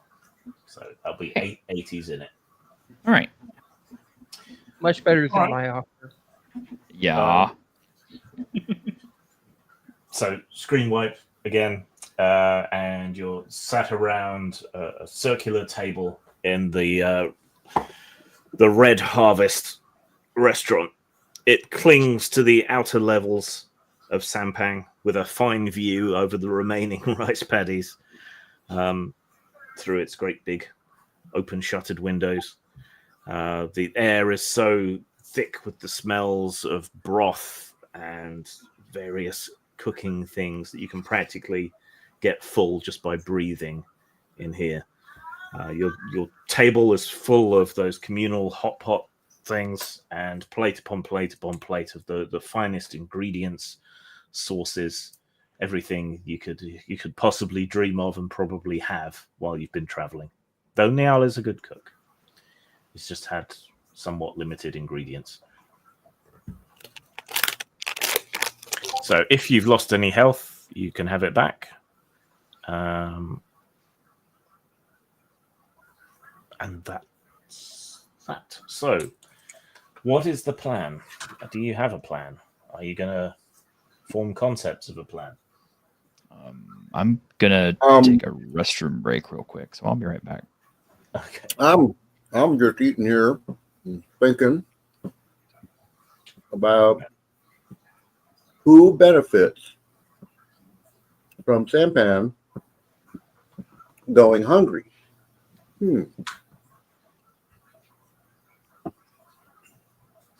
The Shogunate? Well, why? I mean, we're just going, oh, the Shogunate because we stole their thing and we know they're assholes, but we don't know much about. about. Therefore, they would do that. Oh, So and they Sampang Say is again? kind of a free port. Sampang's more of Right. a free port and a trader's port. It doesn't. I mean, the Shogunate wants to take everybody over, but Right. there's not really any advantage for them in starving out Sampang. Okay. They would want to take it over and its farmland if they were going to take it over. Perhaps an upstart pirate group that we can take over or deal with as we see fit. well, we would have to find out what kind of piracy has been happening. What would have been the threats? I mean, my goodness. Bow. What if it's not someone? What if it's just something like nature? Shouldn't we go underneath and get some rocks and check and see, make sure none of others are doing this? Well, I wish I had been able to grab some of those rocks for examination. There's still some out there. They're still floating out there. No, the falling ones. Yes, but the other ones were exhibiting it too. Oh, there were? Yeah. Yeah, why don't you go get some? Yeah, we probably should get some samples then. And then we should look at the other rocks underneath other patties and parts Well, of the city. You could Absolutely. you could send Drakon out to find a rock for you. Then you wouldn't have to leave the restaurant. Okay. Okay, so yeah, Dragon flies out and returns with a fist-sized lump of rock from the cluster that's left after the paddy sank. Um, Does it it- have you know, that telltale? Sorry, does it what? Does it have the same telltale spots where the veins are like half gone? Yeah, it's still slightly floating, so there's still a few specks and bits of Aerion in it, but the rock itself is now soft and riddled with holes, almost like pumice. Oh. And yeah, there's pits and scores on the surface, which presumably were little veins and specks of Aerion that have been taken from it. Sorry, that's fine. So see, maybe it's natural.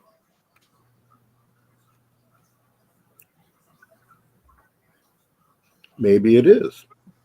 Maybe it's like Maybe it's What kind of natural thing do you think does this? I don't know. Maybe like mold. You know how mold eats away at something? Maybe it's both natural and another pirate gang is responsible.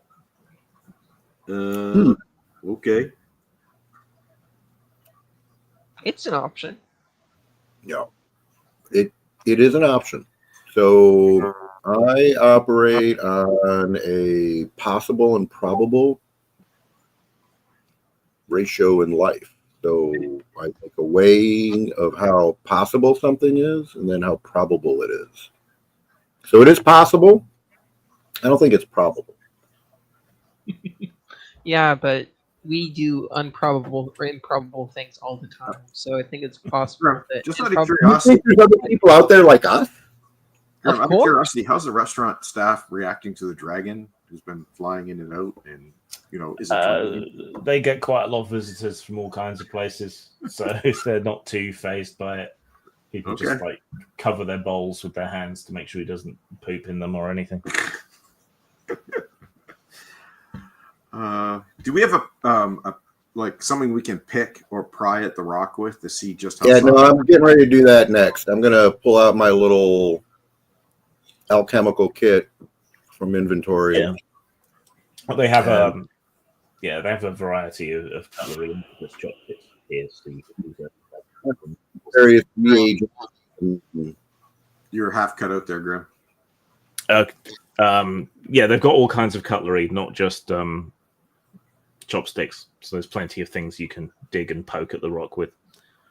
Oh, I'm pulling out my my little Tinker Boom Boom kit with various tools and reagents. All right. Well, the logical thing to think of is who stands to profit by destroying the rice trade in Zampang? That's what I said. That's where we started this whole thing. But let's examine it first. Actually, kind of asking Grim, but Oh, yeah, we were asking that earlier. We were trying to figure that out. That was, that's right. I'm a Zampang native. Oh, there we go. We were waiting for you to come back. I'm sorry. There are independent farms and so on out there on islands further away. They might profit, but are a bunch of floating rice farmers going to have the wherewithal to put something like this together? It doesn't seem particularly likely to you. So, what other nation would profit by it? So yeah, that was talked about, but the shogunate, if they want Sampang, they want it whole, including its farms. Mm-hmm. So they wouldn't do something like this.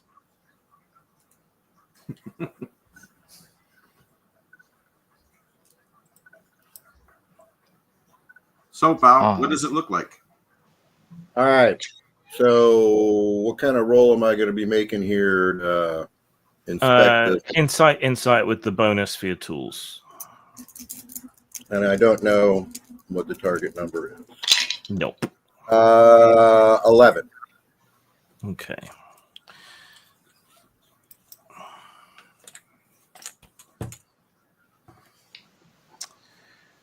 All right. The rock itself is unremarkable. Aerion can be found in just about any kind of rock. There's nothing special about the rock, really. It is a more porous type of rock that may have some bearing. And you're like 90 to 95% confident that tech magic was used. Relatively primitive tech magic that's been enhanced with either elementalism or geomancy. Well, I'm an elementalist. What's the difference between the two? Geomancy is more to do with place and flows of energy, and elementalism is to do with the fundamental elements: earth, air, fire, water, sodium. Gotcha. So somebody could be using elementalism to manipulate the earth, or somebody could be using geomancy to manipulate the magic flow. Yeah, because these rocks are the foundations of all the floating islands, all the floating cities and everything. They have quite powerful geomantic meaning and effect. Plus the Aerion can be used by elemental magicians, particularly to do with air magic, but it's also useful in relation to the other ones as well.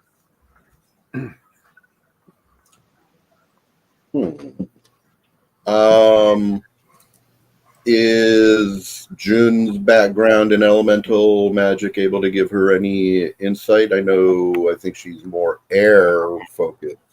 Well, I mean, I don't think elementalists have to choose an element, do they? No, they don't. Correct. You choose, like, every time you do an elemental bolt, you choose which one which element you're going to use. Correct. Yeah. But I think so. as I recall, your power from our earlier combat was air focused. That's why I asked. Okay. June can make an insight roll to try and pick up clues as well. Oh, that's D6 plus D6. Let's see if I can do this. Dapper, check the private.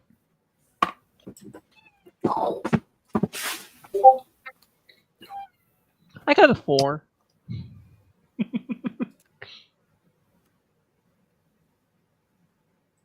I have no idea what's happening. I got a 4. Oh, you want me to go on to NIE? Do you want to use a Fabula point to reroll? Yes. Go on then. Do you have any appropriate traits though? I guess traits. Being an elementalist. Yeah. is I mean, good I'm not a enough terribly good elementalist. I only put 2 levels in that, so. Yeah, still. You're the best one we got. Well, yeah. Yeah, so you can That's reroll. a 5. That's a 5. I'll spend another one if I can. Go for it. Okay. 7 Fabula points total now. Okay. Wow. You think? No. I was saying no. Hold on. I said I have 7 Fabula points total, but I rolled the 2. That's 1 and a 1. Oh. Yeah. I see. So gain a Fabula point. Okay. And spend it again to reroll. Well, no, because you botched. Oh, I can't do that.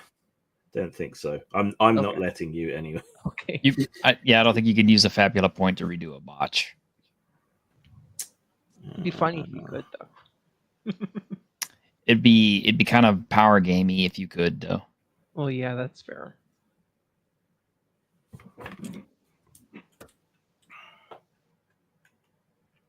All right.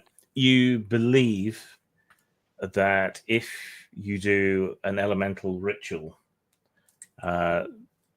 following the resonance of whatever magic it was that was used to drain the Aerion, you should be able to trace it back to its source. Okay. How do I do a ritual? Cool. Ritual. So rituals take longer, Just make it up. but can do just about anything related to the magical arena in which you can use magic. So in your case, that's elementalism. Let me just look up rituals to be sure we're doing it right. So it's the first the time. way I saw it is interpreted, it was basically what you just said. You say, okay, I'm going to do this thing. What I'm going to do is I'm going to create a resonance that allows me to track the element that is tied to this arcane. And that's it. As long as it's not doing direct damage or healing or creating a status, you can pretty much All right, so you make it up. So you describe what you want to accomplish with your ritual and declare which area or creatures you want to affect. Then I say yay or nay. And then we determine the cost in mind points. You spend them and make a roll, which for elementalism is insight plus willpower. Okay. So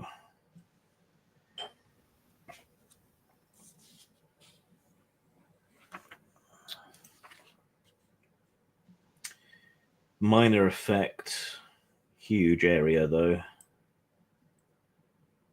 Be 28 magic. No, hang on. 80 magic points. Oh, I don't have that. Is there a way to reduce the cost? Reducing the cost of a ritual. You may provide an especially rare or powerful ingredient.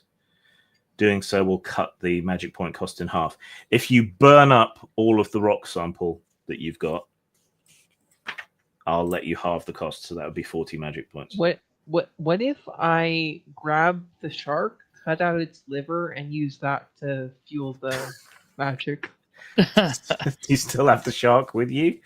I mean, I thought that Quinn was hiding it or something. Yeah, Quinn's got it somewhere. I am, and I'm not going to give it to you. You don't know that she's going to do that, though. You could order a really No. expensive I'm just dessert saying. and use that. Yeah, I'm not going to give it to her if she tries to get it. What'd you say, Grim? I said you could order a really expensive dessert and use that. I'll do that then. Okay. So you can substitute Zenith magic points for casting the ritual. Okay. So you still need a total of what did I say before? I can spend 60, 80. so I'll have 10 magic points left. Okay. Do that then. Okay. All right. A magnificent frozen sundae appears before you. You know, special cold magic and so on has had to be used to make this ice cream in the ice crystals and everything. Exotic fruits stud the ice cream here and there. A decadent sauce is poured on top. You look at it for a moment longingly and then sacrifice it with a bolt of fire magic.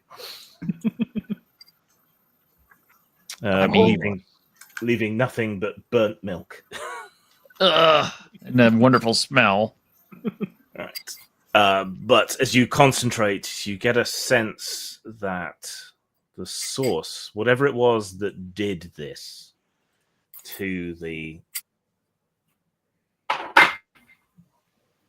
Whatever it was that did this to the Aerion in the boulders currently lurks somewhere in the ancient sewerage and water pipes on the underside of Sampang.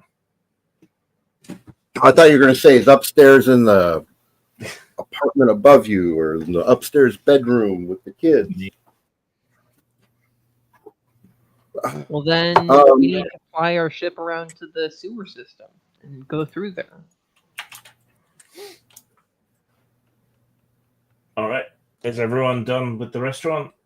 Did anyone want to create any connections or sever any connections or change any connections with anybody? I only have one bond, and that's with Berg, the crime lord who gave us the info to get the ship.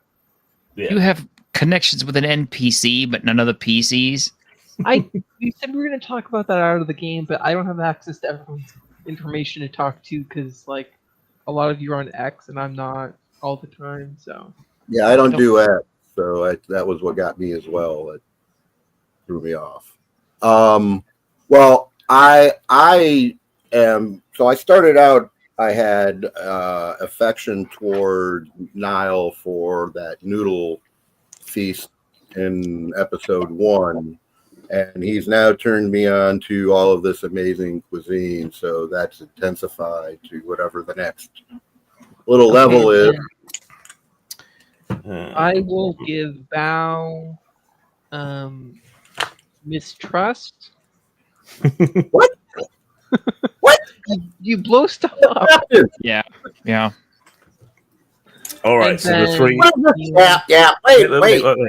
So the bonds come in pairs. You can have admiration or inferiority, loyalty or mistrust, and affection or hatred. So you have to choose one Right. of each. One Yeah, or the you other. Have one or the other of each. You don't have Okay. to have them all. Right. So I have the two positives, one, but not the loyalty. Because Yeah. I'm still not fond of the fact that he shoved a tray at me and said, "Go out and hawk these things." I'm like, don't treat me like a kid, man. I'm the captain. I put down for Bao Ying admiration, loyalty, and affection because he's like a big brother. Makes All right. sense. Quinn has So- affection towards Neil and Quinn.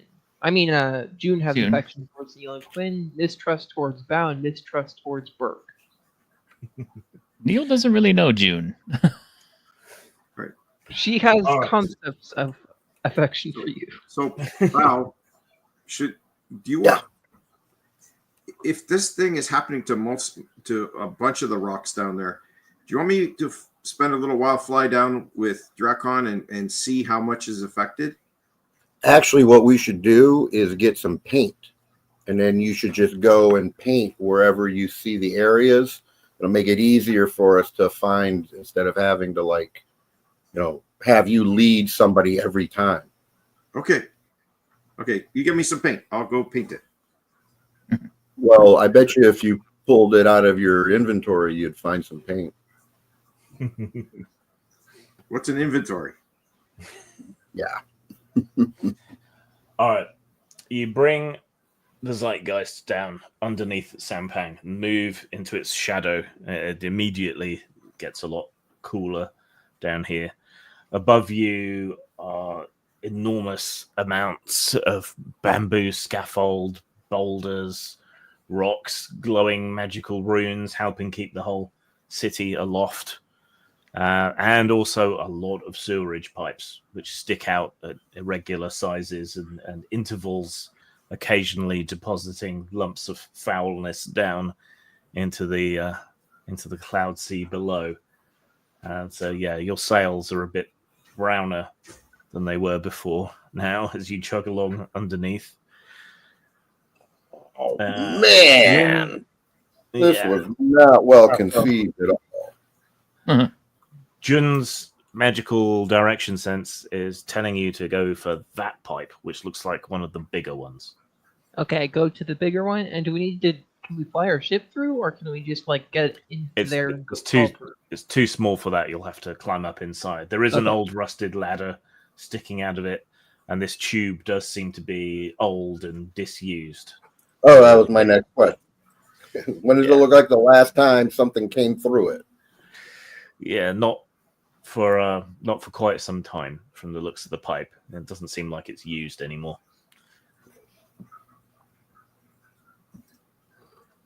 So So I bring the ship up. navigate And ourselves? then, well, I was Okay. gonna say I bring the ship up, and then I put the gangplank out where the ladder is, hanging down. You bring the ship up slowly, fold the masts down, fire off a couple of anchors into the rocks underneath, and get yourself into position underneath this big sewer outlet tube. The ladder bumps slightly against the deck. Yeah, every time you say sewer outlet tube, it just makes me cringe. So we have to go in there, huh? Yeah, we Yeah. do. Yeah, you have to go in the outie. Wow, you guys are going to go climb in there. I'm going to take the paint can and go paint the rocks.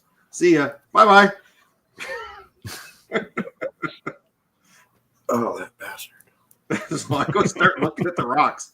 finding which ones have the signs of this stuff happening and start Yeah. painting them. So you and Drakon flit from boulder to boulder, marking them with big X's where you find that they've been nibbled away at. Can you make an insight roll, please? All of us, or just someone? Just Quinn. Just Okay. Quinn. Just the mighty Quinn. 9. Okay. You notice as you're flitting and while they're arguing who has to climb first into the sewer pipe, you notice that the rocks closer to the sewer pipe have been most drained of their Aerion, and the ones further away have been less picked at. Okay.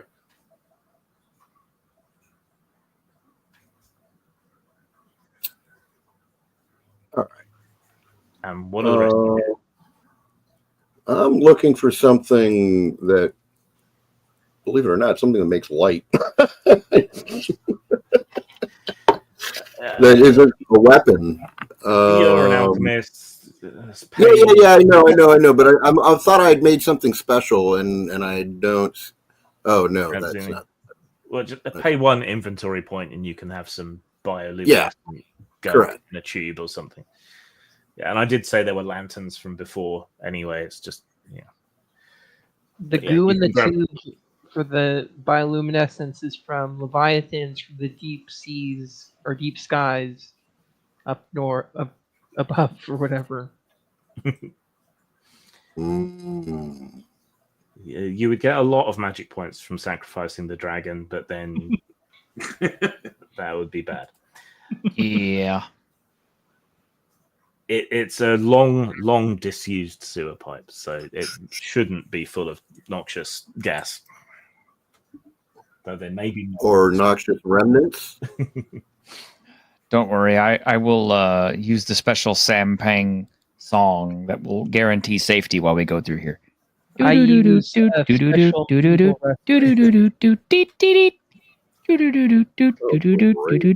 If there were any noxious gases in there, you could always shoot a blast of flame down it first. Oh yeah, that's a great idea. Yeah. Well, I'm saying is if there's something flammable that you're Right. I was thinking the same thing. you would ignite it. And I mean, we might as well just carry lit torches. Wait, why is there music? because I put music. I forgot I'd uploaded some music to use. Oh, I thought maybe that meant like something bad was going to happen. I was worried you were going to get copyright struck because you're using the wrong music again. No, I created some music using AI. Okay, good. I'm a bad person who doesn't respect artists. Yeah. If they're gonna sit here and charge us for using their music, Yeah, even when it's supposedly copyright free or you've got permission, it's just Uh-huh. it's not worth the hassle. So Yeah. how long does it take for Quinn to go around and mark the rocks and then get back? Given the amount of arguing and looking for lanterns and things that's gone on, you've marked a lot and have probably gotten bored with it, so have come back before they've decided to actually get in. Okay, so I tell Bao about what the rocks here are the worst, and it's less as it spreads out from the pipe. Okay. So here's an idea. Perhaps there's another ritual for identification that can be done to try to. Well, isn't it still Sure. active? Yeah, your direction sense is still active, and it's definitely saying up Thing this is pipe. here, right? Yes. Yeah. It Up is. this pipe. And what I'm asking is to do a new ritual that will help us identify what is up there. Shit is up there. Wow. No, I asked about that. There's no more shit right now. It's we don't have It to worry smells about like the shit. shit. I'm It worried was- about the shit too. It was shit. Now it's just black dirt. He's an 8-year-old. He just wants to say the word shit. Can I somehow alter the ritual to allow me to divine the source of this direction sense or something?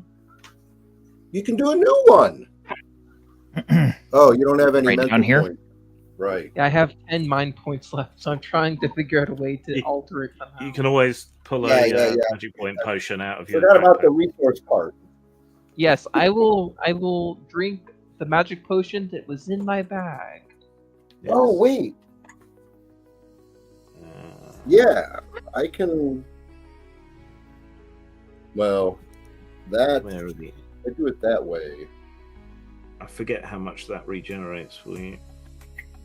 Oh, I just added 40. My bad. Is that what it I'll is? back 10. Okay.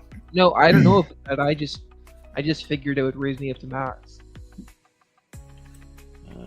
No, it's a set amount usually. Potions 104 212. So Your the one potions- use. Yeah, those are Basically my like food. potions. But inventory, that's Your potions are special. Elixir costs 3 inventory points and gives you back 50 mind points. Oh, well, I have 3 inventory points left, so I'll use that. Now, Okay. I mean, like I have 3 left after I take it out of my bag. Okay. So you pull out a can of liquid mana. Feel a bit tipsy now. Drunk with power. Yes. And then you want to do another ritual? Yes. To do what exactly? To divine the source of what I am trying to find with my direction sense ritual. the identity. Like, what are we the looking identity. for exactly? We have the source Exactly. now. Okay. Right. Minor Like, just effects. try it or something? I don't know. Individual creature, 20 magic points. Okay. And taking the time to do the ritual will account for the rest of the time it takes Quinn to get back. Okay. Right. Then I need to.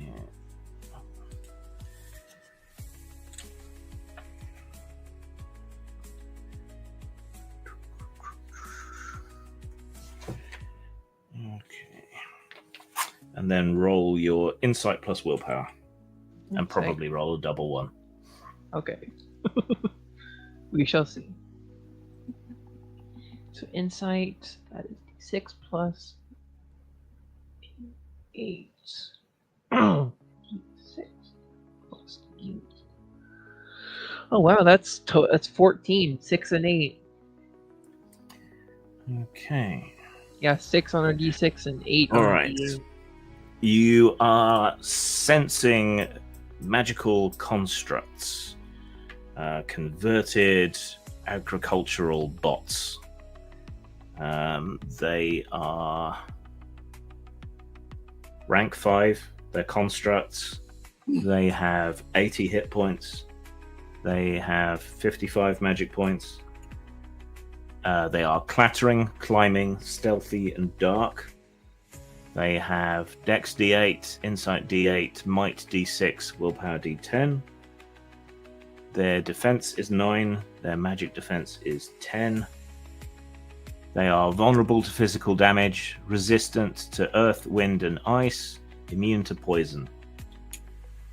They have 2 attacks per turn, which are forms of magical attack.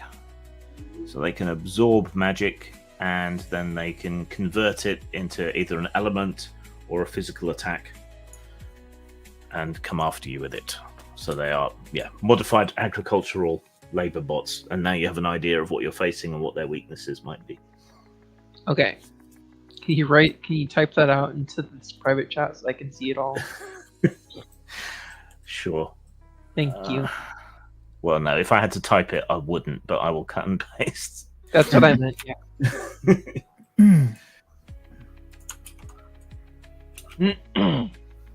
Okay. There you go.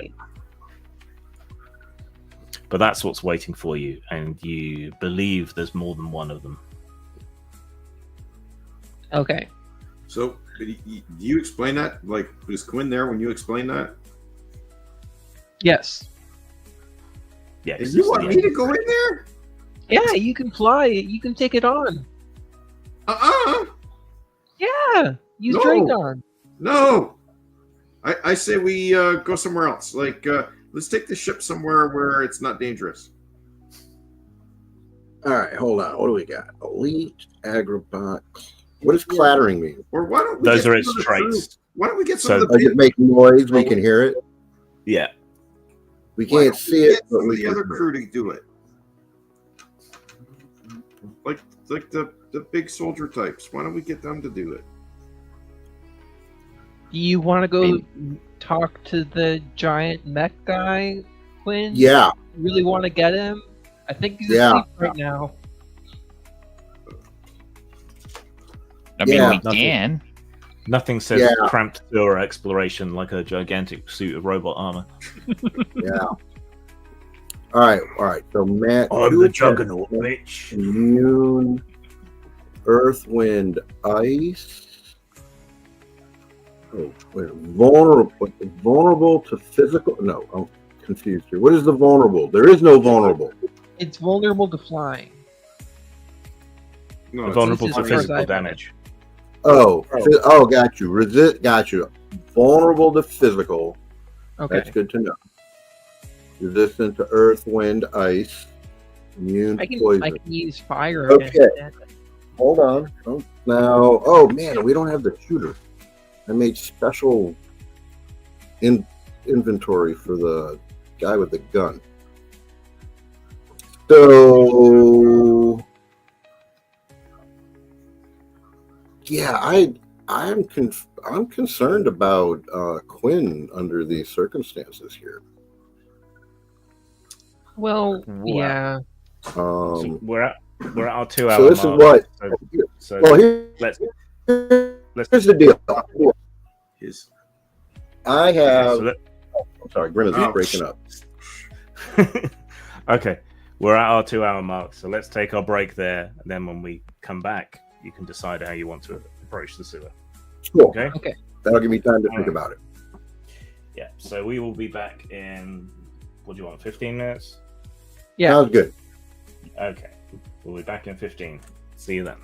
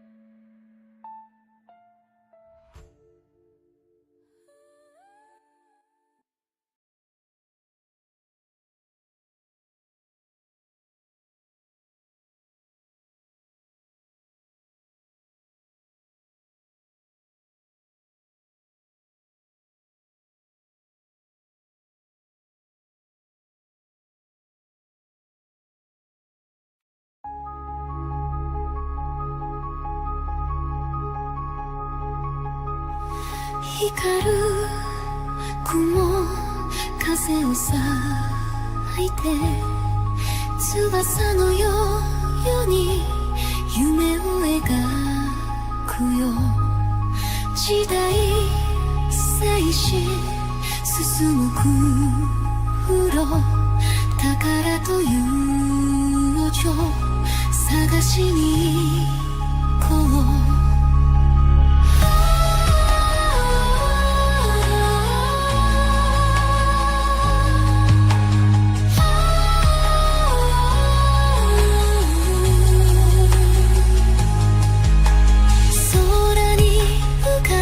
島の影鋼の帆で希望を揺らして海賊の笑顔自由の証今日もごちそう仲間と笑顔揺れるコンパス胸が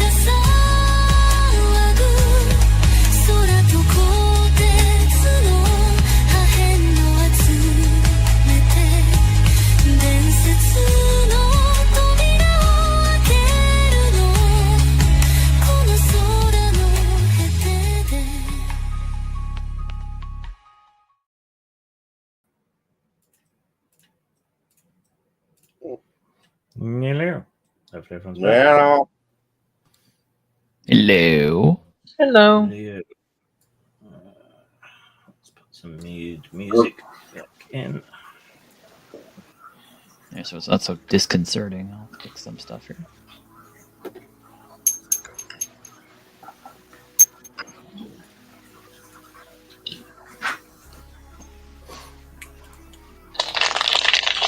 Thank you. It's not as polished as I would have liked, but I think it sets the scene. I quite like it. Yes.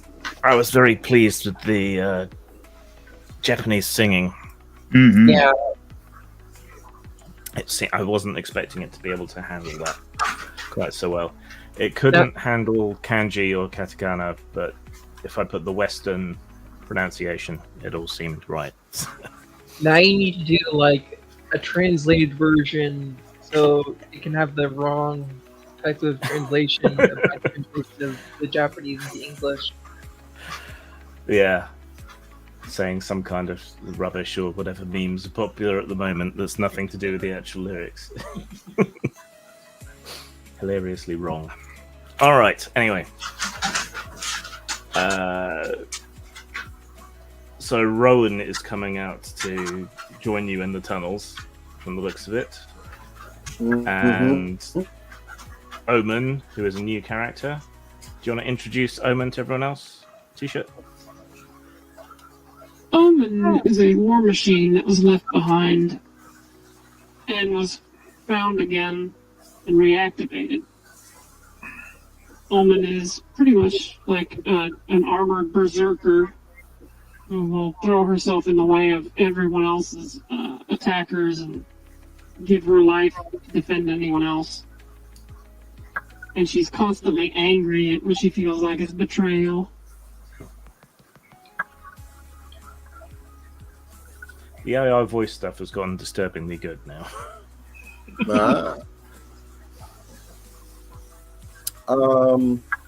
Okay, so Berserker, she's the brute, and then we've seen Rowan kick butt already. Yeah. Jun, as I recall, has a sword. Yep. And elemental Yeah, attacks. I don't want to. So what else? What else? Okay, so reviewing quickly or having looked more closely at our potential enemies here, can you remind me how many of them do we believe there are or know there are? 3, it says. 3-ish, yeah. Okay, so oddly enough, Bao might be able to handle 2 of them. So I have an ability to take control of constructs. This is so check against a nearby soldier rank construct, but this says this is an elite aggro bot. Yeah. Where is the comparison? How does this So, work? elites are the next step up from soldiers, so you won't be able to take control of these. So how do I increase my ability? I'm going to have to use the device then. What is it? Under Tinkerer, I guess? Yeah, on Tinkerer, page 215, Magic Tech Override. So I also built a 4. You're an alchemist, aren't you? Or did you take Magitech as well? I took one level of Magitech. Okay.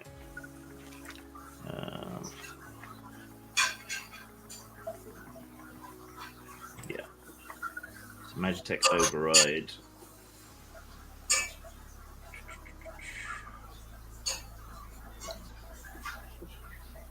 Right, this is another one of those. Didn't we run into something else that felt like it was a first level ability, and because we start playing at 5th level, it's actually kind of useless? So to rank that up, you have to spend your level points in your Tinkerer skills, but you can still only control soldier rank constructs. So it's to stop you being able to control bosses and things and overcome them too easily. So yeah, you won't be able to control these ones. They'll be too hardened or weird or whatever. All right, so just in case of an emergency, I made something that might help me. Let me look. You go ahead and anybody else got ideas of how to address this? Because otherwise, if this doesn't work, I'm out of trick. I can power up my sword with fire magic and then attack it that way. Right, I'm trying to. Believe it or not, since it's a confined space, it struck me that we may not want to put a big bomb up there right away. Yeah, seems a good idea. Shit, where's that cicada? Ah, here it is. One construct. Yeah, right. Although we often have bad ideas that somehow work out for us, so maybe it would work. Well, Bao, the kid said that you wanted us fighting types to lead the way, so why don't you have Omen and me take the point, and you guys follow up behind us. Okay. Well, I do not doubt your abilities. I like to maximize my opportunities, though. And anything I could do to help you guys, that's really what I was looking for. But unfortunately, this universe doesn't work that. Bao doesn't Right. really shown himself to be much of a tactical thinker anyway. Bombs are tactical? What are you talking about? Exactly. Let's just blow shit up. Yeah. But remember, I don't. I do this with artistry. This is a calling for me. This isn't about crass entertainment. This is about transcending levels of destruction. You're 16 years old. Yeah, he's been blown up. All right, who's getting into the tunnel first? All right, I'll head up there. Yeah, I'll head in next to. I'll be behind Omen and behind Rowan. Okay, so is Rowan flying up or climbing up the ladder? No, I fly up. Okay, so there's a blast of jets, and Rowan's Magitech suit lifts him up into the air and up into the pipe, which abruptly turns at a right angle, and you land in the sewerage pipe. It doesn't make sense. Ignore the fact that it doesn't make sense. It's a sewer level. Okay, and you land, and the whole pipe reverberates with the sound. Who's up next? I guess I'm up next, but I don't fly, so I'm just going to climb up there. My heavy ass runic armor, runic sword, runic axe, and runic shield. Okay, you clamber up. The ladder creaks, bits of rust and old paint flake off it. The rungs bend in the middle, but you manage to get up without incident. Who's next? I follow up next. Okay, you aren't super heavy or anything, so yeah, no problem. And then Bao is like 16 and made of popsicle Right. sticks, so Correct. he's not going to break it. Okay, you're in a broad circular tunnel, reinforced every few meters with bolts and joins. There is a thick, rich black dirt on the ground. You don't like to think too much about what it used to be. Mhm. The pipe is weirdly cold, and your light shines forward into the darkness. There are many turn-offs and so on, but Jun's magic is pulling you on constantly. In fact, you can all sort of see a faint, bluish, shimmering trail running from Jun's meridian points out down the tunnel, leading towards the goal, you suppose. Hmm.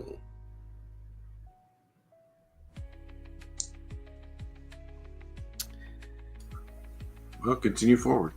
Yep. Okay. So Brian takes the lead, Omen coming up alongside, and the others pootling along behind. Okay. Can everyone make insight rolls, please? Insight. Does this involve machinery? It does not involve machinery. 3.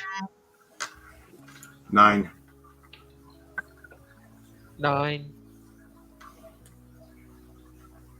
And Bao? He said 3. That's 3. I'm sorry. Okay. Omen? 6. Okay.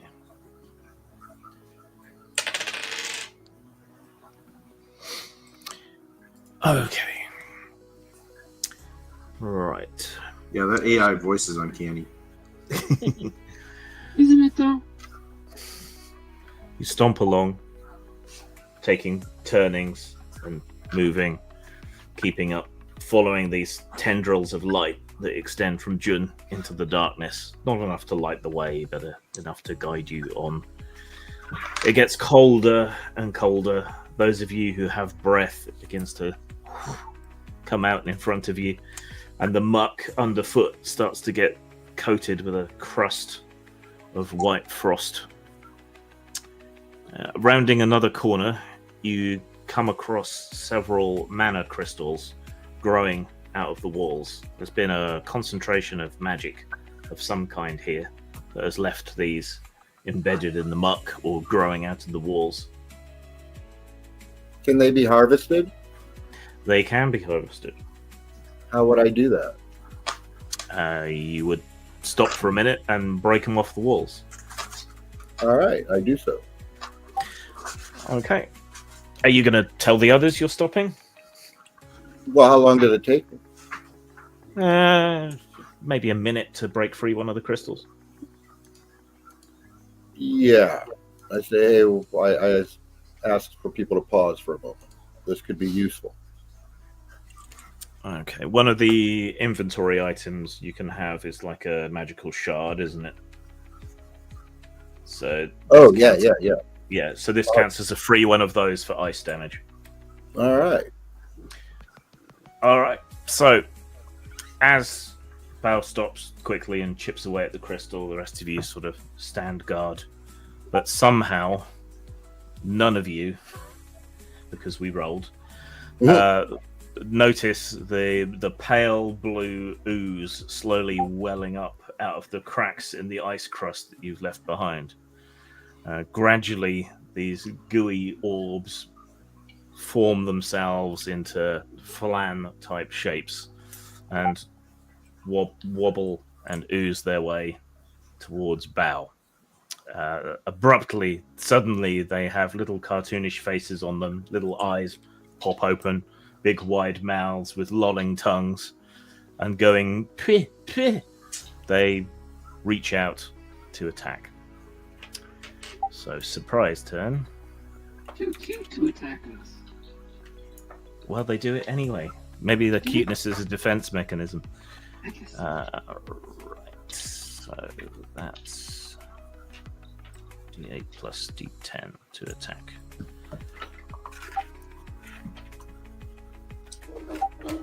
There's my other D10. Oh, well, never mind.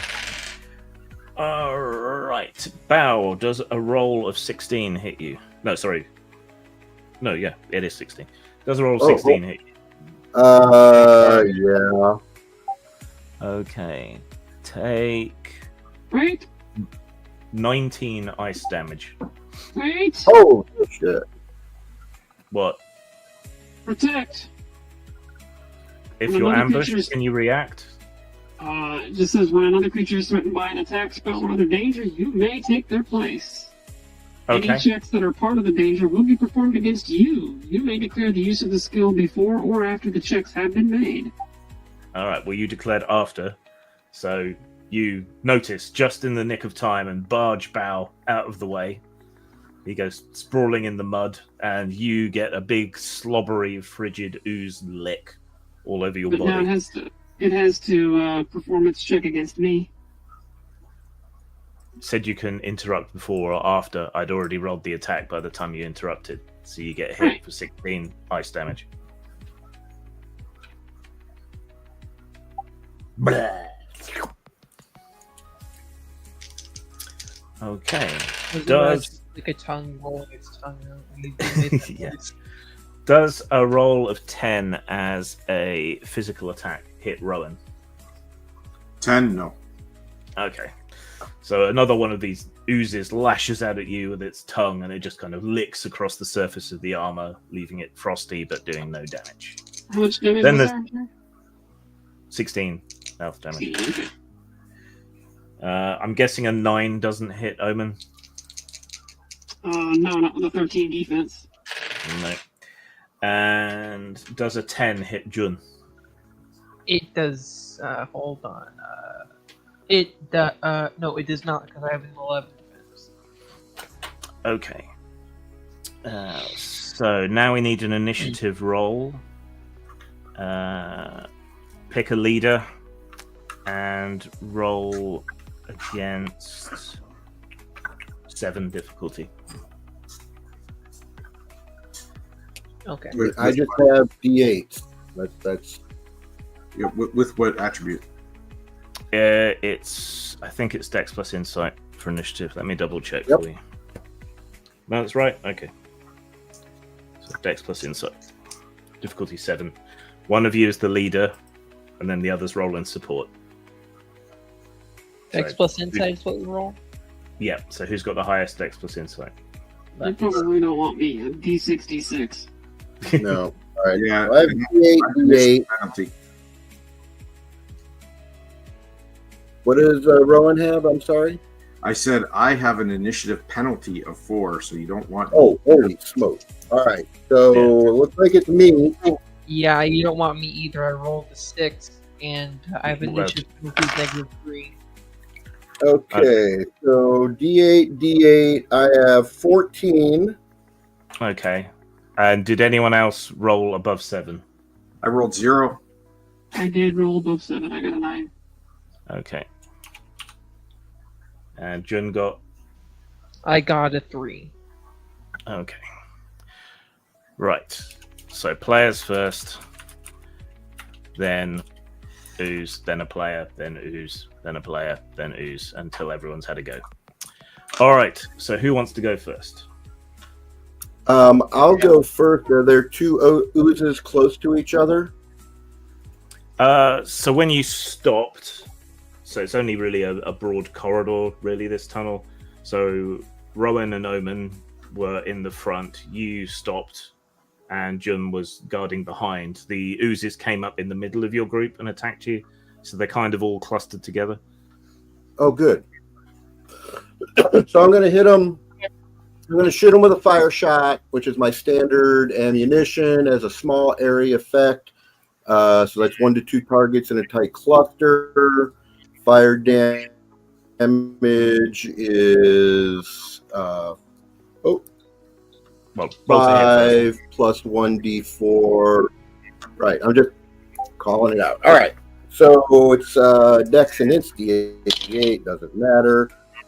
10. Their defense is 9, so that is a hit. And how much damage does it do? Okay. It does, let me double check. 10 plus, 10 for 1d4 round 5. Okay, so it does 10 damage, then 5 damage for each of 1d4 rounds. Correct. Okay. And that hits 2 of them. And they're vulnerable to fire. I had a feeling. Vulnerable to fire. It says vulnerable to physical. No, these That's are the different constructs. things. These are oozes. Oh, these aren't the same thing. Okay. No. No. Okay, so let's get the first these two. are like oozy things that came out of the ground, not mechanical stuff. Yeah. Okay. Yeah, so you quickly hurl your fire potion, whatever, into the middle of them. It explodes and covers 2 of them in flame. They roar and gurgle and go preh, preh, as the tops of them are blackened like creme brulee. So it's one of their goes next. So it lunges forward, oozing into a big lump to try and attack you. Oh, I didn't take a move, did I? No, you did not. I'm backing up. Okay. Well, it will move to close the distance. Yeah. And it got a 10 to attack. Does that beat your physical defense? Nope. 11. Okay, so you just managed to duck out the way. It That lucky hat. forward and smacks into the side of the tunnel and then reconstitutes itself with all the blackened bits flaking off. All right, now a player. Who wants to go next? I'll go next. Okay, go for it. What do you want to do? All right. Since the nearest one is probably on Bow, I'll go ahead and hit his.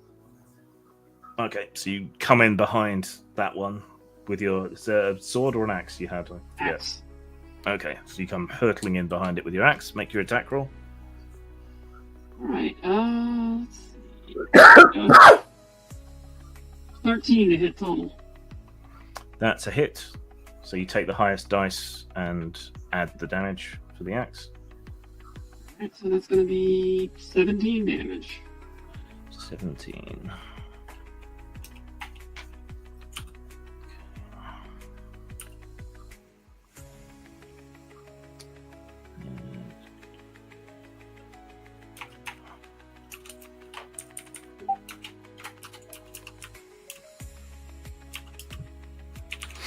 Okay, where your axe cleaves it, it splits in half into 2 smaller oozes.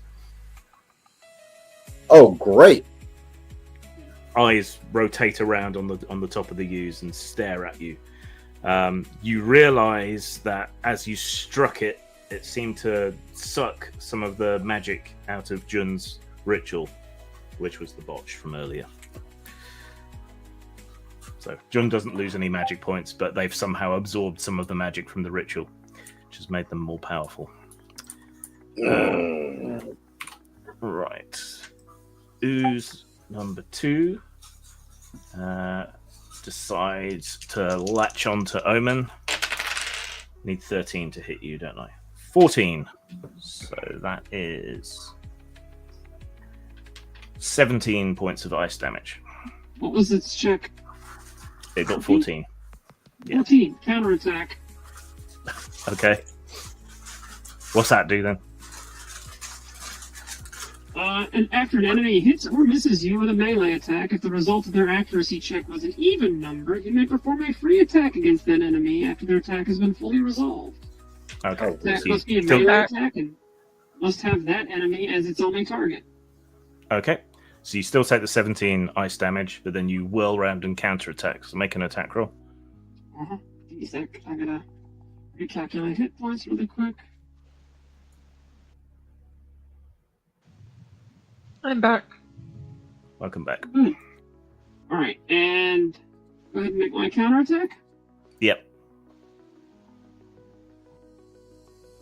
18. 18. Okay, well, that's going to hit all day long. Oh yeah. It says creature high roll is 0 when calculating damage dealt by this attack, though. So it only does base damage? Yeah, so just as 10 points. Okay.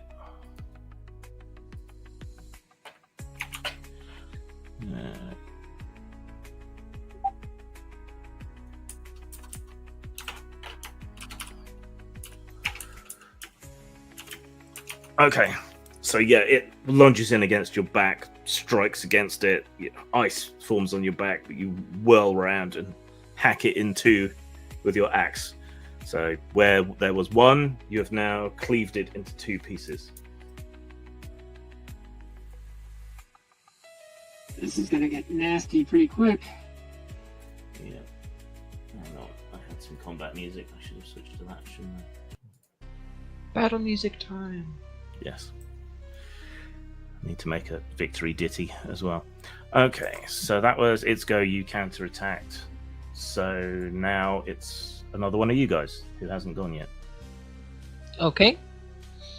I am going to activate my magic weapon, like my elemental weapon spell. Yeah. And it's going to be fire. Fire! Okay, go for it. Okay. That's 20 magic points I have left, and this says you imbue weapons elemental energy, choose damage type. Okay. Until this spell ends, all damage dealt by this weapon becomes okay. If you have that weapon equipped while you cast the spell, you may perform a free attack with it as the same action, which I currently do. Okay. So, yeah. Roll to hit. Yep. Roll to hit. How do I do that if I can draw? Is it, like, what do I roll to roll for hit? I forgot. It's whatever you roll to hit with your sword, I believe. Okay. Did it say that?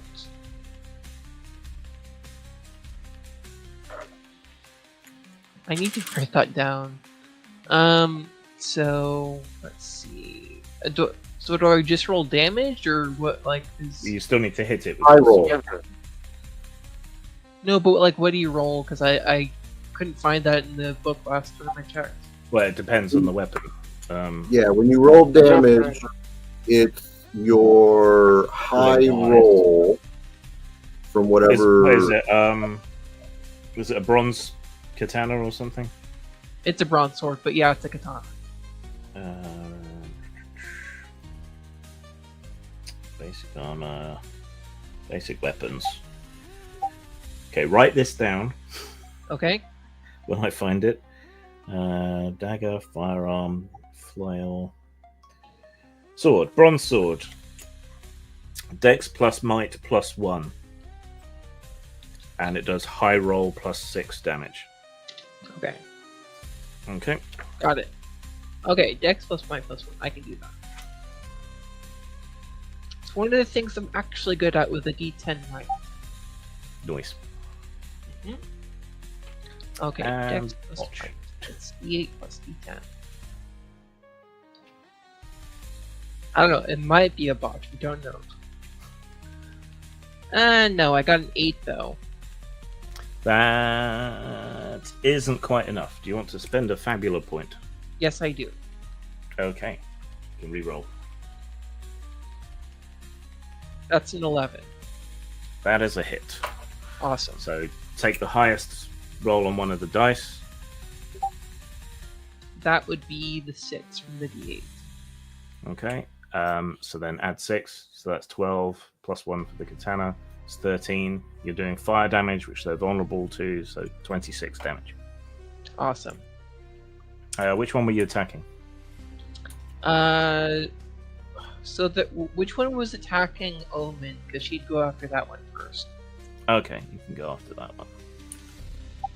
So that's 26 damage. Okay. Right. You smash your flaming sword into that one. Bits of it explode off in all directions, leaving a relatively tiny slime with a little sweat droplet. Oh! Okay. So now it's the next ooze. Right. one of the now many oozes comes in at Jun's side. Protect. Okay. Well, it just got a crit, so. I'll take it. How do you surrender to an ooze? I There's a don't way. know, but you can. All right. So you take the hit instead. Opportunity.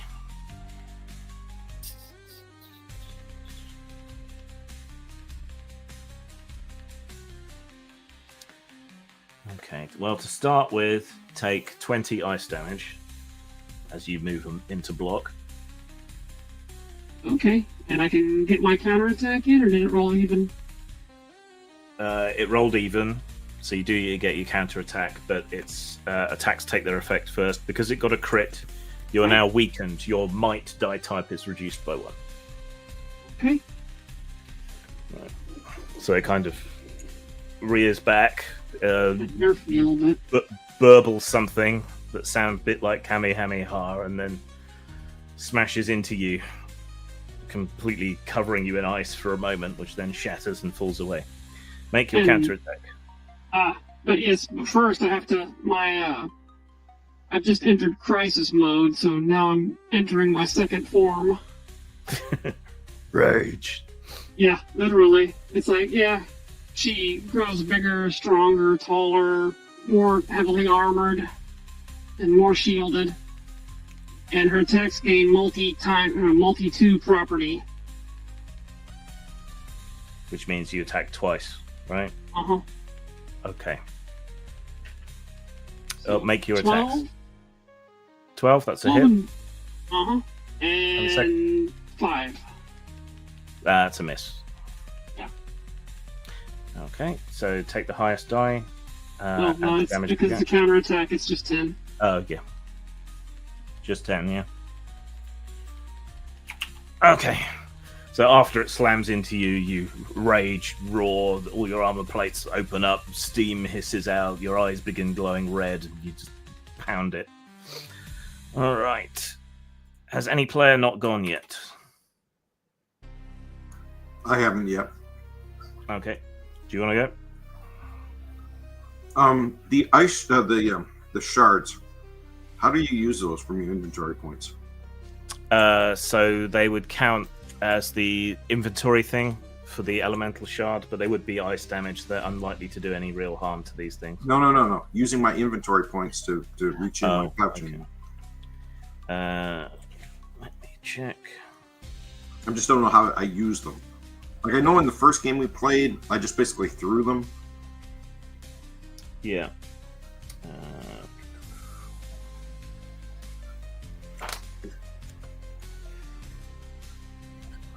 Okay, so inventory points. You would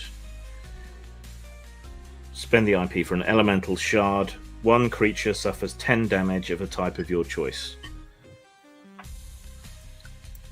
For every 2 inventory points you spend. Okay. Can I throw 6 points worth at one of them? You can do. So that's Fire 60 damage. points. 60 points of fire damage to one of them. Is there any particular one you've got your eye on? The biggest one. Okay, so the one that's still at 60 points. Okay, so you reach into one of your combat pouches and hurl a bundle of elemental shards that you've been saving up at one of these oozes. They land all over it, exploding, and the thing just goes and oozes down into the ground. One down. The remaining 2 oozes take their goes, and both of them mob Rowan, having decided that he's now a big problem. 10 is going to miss you, I expect. And a 9 isn't as good. Alright, new turn. Player. Who wants to go first? I suppose hang on. Hang on. Update The status, ongoing status. fire damage, yeah. Thank you. Okay, So the another one of two the little oozes just burns up in the fire. Okay, All well, then I'm going to shoot whatever one is still Wait. looking the biggest Right? with another firebomb. Right? What? What? Okay, gonna burn a Fabula point to alter the story. Oh, I need permission from whoever introduced it, which I guess is the GM, or possibly June. But, yeah. The slimes burned through all their mana and can no longer split on attacks. I'll allow it for a Fabula point. There you go. So Jun makes Cool. a swift gesture and severs the mana links for now. Awesome. All right. So Bao, what was Bao doing? Hurling another firebolt or something? I'm going to shoot him with another fire. Correct. Okay, go for it. Oh, shit. 5. Dodge. No, 5. miss. That's just a 5. miss then. Okay, the potion bottle goes hurtling past They're everybody. not potion bottles. These are, All right, these are elemental like shot. shots. They're like Okay. The Slingshot. glowing ball Bullet. goes shooting past everybody down the pipe and hits the ground a distance away. There's a little foom. Yeah. All right. So with a big foom. yeah.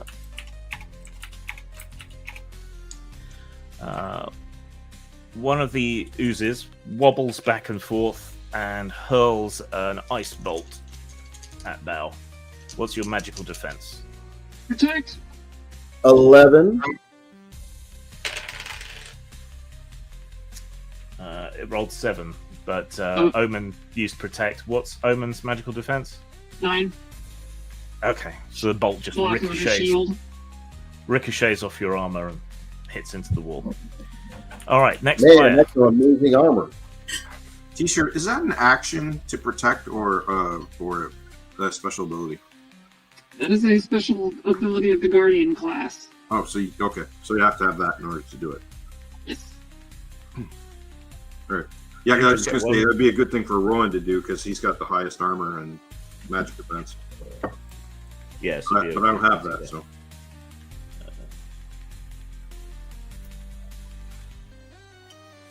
I thought Okay, my you can only defense and use armor were pretty good, but you can only use that once per turn though. So yeah. Yeah, I just didn't know what it was you were doing. That's what I was wondering is if that's a standard action or not. Who was going next? I suppose I will. Okay, go for it. Okay. Why am I hearing background like feedback? No idea. Oh, maybe just on my end. Okay. Flaming sword attack. Yep.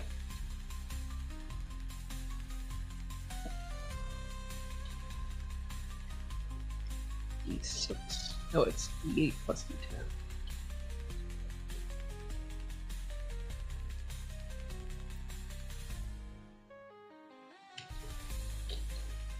Okay, there it goes. I got a 15. That's a hit. So Okay. take your highest die roll, add the bonus. Okay, that is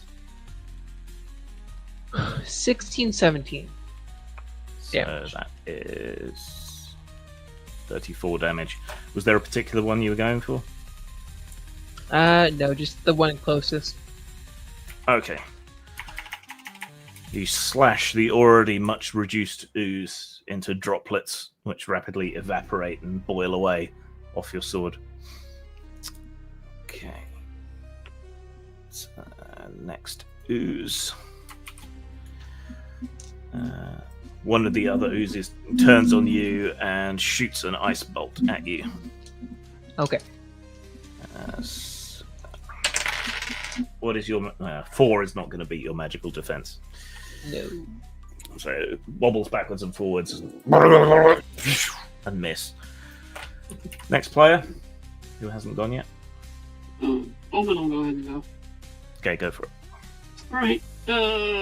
Let's see, I'm weakened right now, but who's got one on them right now? Bao, me, and June? Yeah, I It's think just so. a sort of general chaotic melee, really. All right. Well, I've been kind of protecting Bao here, so I'll go ahead and protect him on this round and start attacking the ones on him. So I'll multi-attack. Yep. Kind of got into rage mode. 9 and 11. That's 2 hits. So give me the damage for each. Okay. That is 18 and Yep. 19. 19. All right. You twist and turn, roaring and making weird electronic noises as you hack into the oozes, carving off portions of them like you're eating jelly with a steak knife. Right. Yes, so the next oozes go.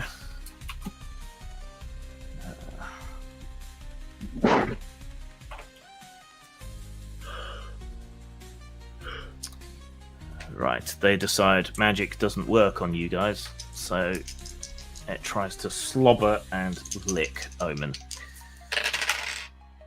And rolls 9, which I'm going to guess is a miss. Yeah. Below my Right. defense. Yes, a big blue tongue lashes out at you, misses, hits the wall, and then the rest of the ooze goes onto the wall, catching up to the tip of its tongue. All right, who's left? Me. Keep rolling. Go for it. I'm going to spend a Fabula point to take my jump jets and scorch them, so fire the jump jets, but hold myself against the wall and just burn them with the jump jets. Okay, spend the Fabula point. Make your normal melee attack, but count it as fire damage. Okay.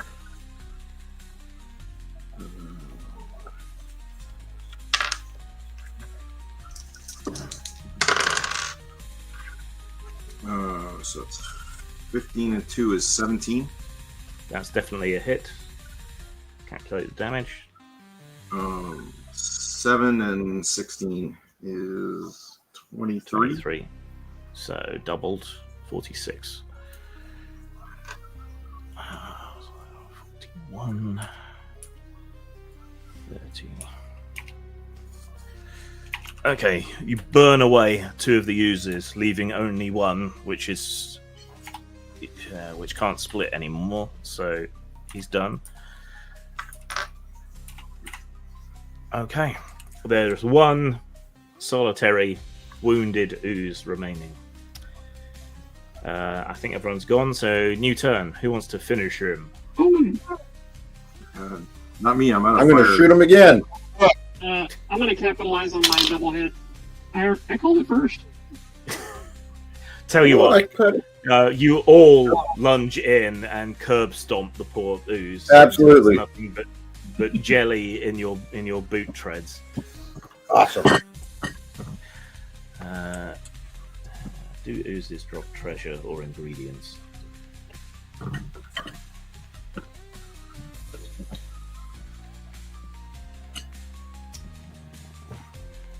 Let's have a look.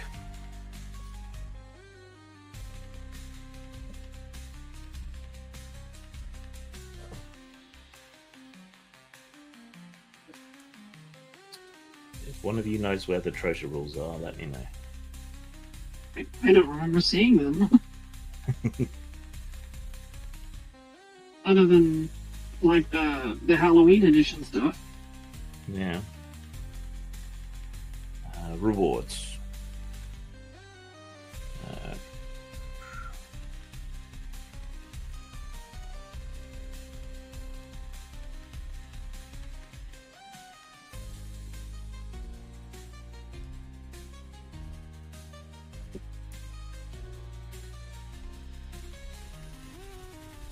Okay, so 1 reward per session, so really you shouldn't get anything until the end.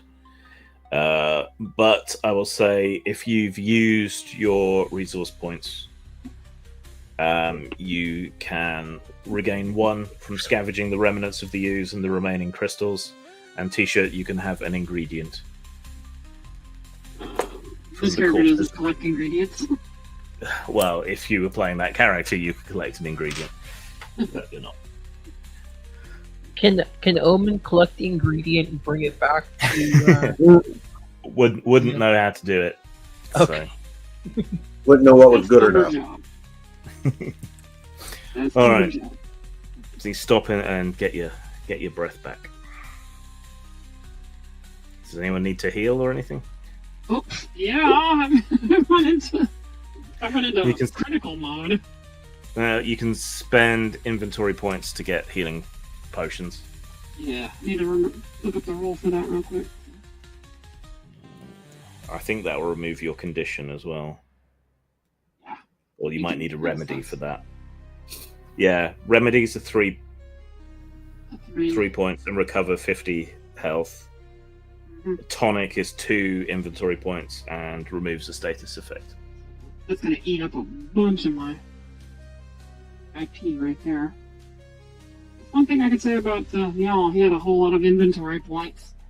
Hmm.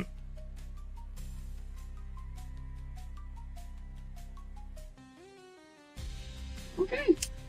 Yeah, I was like, basically Omen will take a knee and produce a couple of tonics and stuff that she'll load in. Put them in your beer cap. More like, kind of open her chest up and stuff them in there. The robots need boobs. It's potion storage. Exactly. Yeah. Did anyone else need to heal or anything? How do you end up getting the inventory points back? You spend 10 zenith per inventory point when you're in a civilized area, or I hand them out as rewards, or occasionally there are special things that can renew them. Okay, yeah, I was just wondering. I blew all mine on that one attack, so.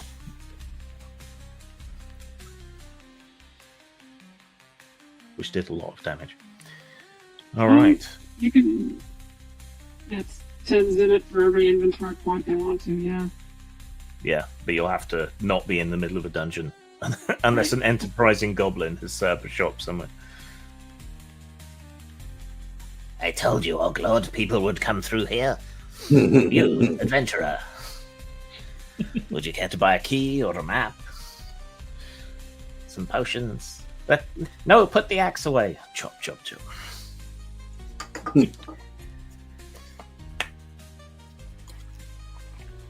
All right. So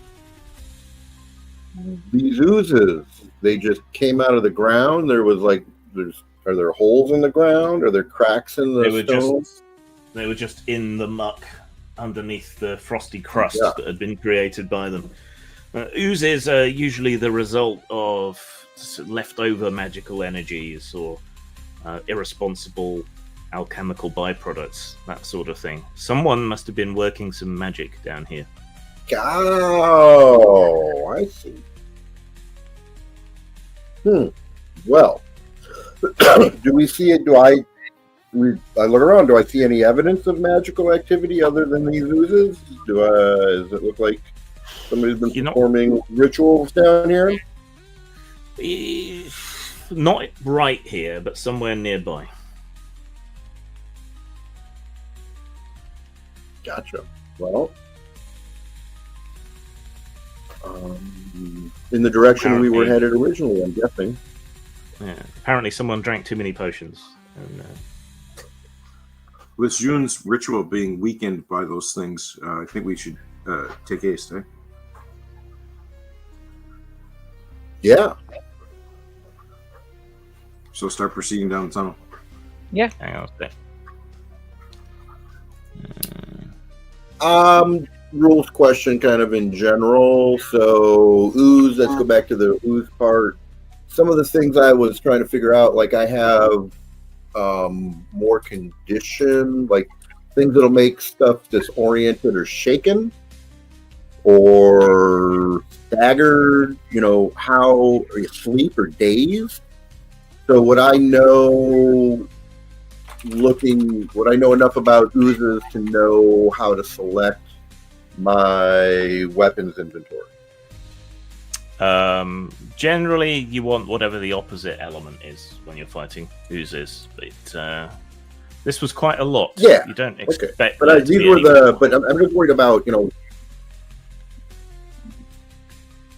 Okay.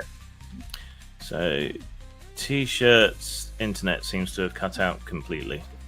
Oh no! So, maybe it will come back on quickly. I don't know. We shall press on for now. Unless you want to stop now, we could, and then leave a cliffhanger for next time. That'd be a good idea. Yeah, just so we don't put out T-shirt at this point where he's like the tank, the power or the damage soak. So yeah, and all the encounters were balanced for the correct number of players as well. So, oh, that's always a joy. yeah. Okay. All right, let's call it a night then.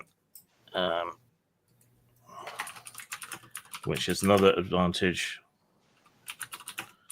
Because you can get an early night's sleep. Yes, get a jump on the week. But yeah, that's the other advantage of playing a campaign, because we can pick up where we left off, and it's right. Oh no, he's lost power, not just his internet. Where does he live? Where's the weather bad? I mean, you got to understand it. This is that time of year in the United States where it just gets crazy somewhere in the Midwest, and the entire Midwest blows up. He's in West Texas. Yeah. Oh yeah, that's so probably, I don't know, rampaging cowboys shot the power line or something. Damn cowboys. All right, so we will pick up with further dungeon shenanigans up Sampang's poop shoot next week. You can do experience and stuff? Experience points and things. Before we cap it? Yeah. I think we're level 6 now. I think you well, we only needed 2. Gaining experience points.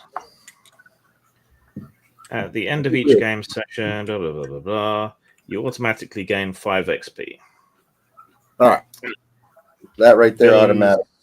Yeah, villains didn't spend any ultimate points, so we don't need to worry about that.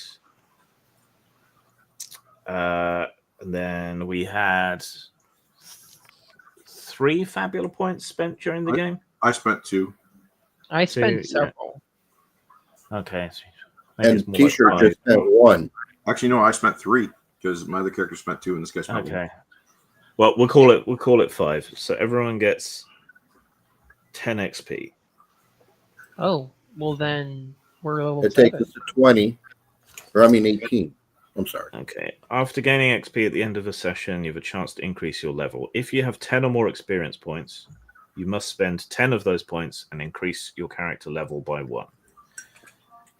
You keep any experience points in excess. So spend 10 XP and you can have another level in something, or increase a level in something you already have. Cool. Since we've got a bit of extra time and you're here, we might as well go over that now. So. Oh yeah. So what does Bow want? And that goes on both characters again, right? Yeah. All of your characters gain the XP. Right. So that let me take care of 2. So I'm going to take another level of the Magitech for the Magic Cannon Advanced. Okay, hang on. So that's another level of Tinkerer. Sorry, yeah. Another level of Tinker, Skill, Magitech. Yeah, hang on. Takes me to Magic Cannon Advanced.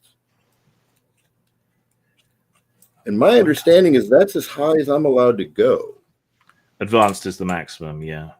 Yeah. No, there's another superior, but I think I'll have to double check it. Shouldn't we all take a level in Rogue? +5, right? So if you go to page 211, under Gadgets, when you first acquire this skill, you choose a type. Whenever you take the skill again, choose one option. And there's only, it says under Gadgets, that +5. Choose one option. Okay, so you could gain the benefits of a new gadget type, or you can get the advanced benefits of a gadget type you already have at basic, or if you've already got it advanced, you can take it up to superior. Right. Okay, so I'm taking my Magitech up one level. Okay, so that's now advanced. Advanced. Right. So you can now create a firearm known as a magic cannon. Mm-hmm. When you create a magic cannon, choose the type of damage that it does. Now, my question is, can I, because we have a firearm using compatriot, can I hand it off to them? Yes, you may. But when you create a new magic cannon, that previous one falls apart. Yeah, all right, no but yeah. Okay. Do we add a level to our characters? Sorry, what? I have a question about the other, so that my other character. I don't have a quirk yet. Does anybody have a suggestion on a quirk for my? I mean, which sounds interesting to you? Well, I don't have a book that has them in front of me. So I mean, I can tell you my character is 3 spiritist, 2 elementalist, working on being, a balancer of magic. Flight's been super handy. Yeah, but that's the thing that you can't have, or the because T-shirt has his noodle boat, I can't have an alchemical lab, right? Okay, so what other advantages are? Oh yeah, what are other advantageous quirks do you guys suggest besides flight? Let's have a look.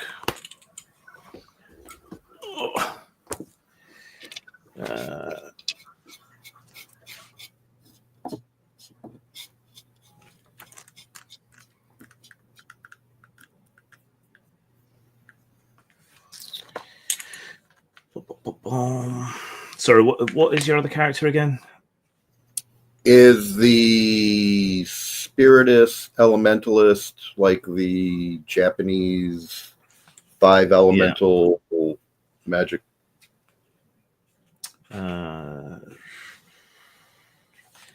Enigmatic relic. Oh yeah. Okay. Create a relic, a rare custom weapon worth 1,200 zenith or less.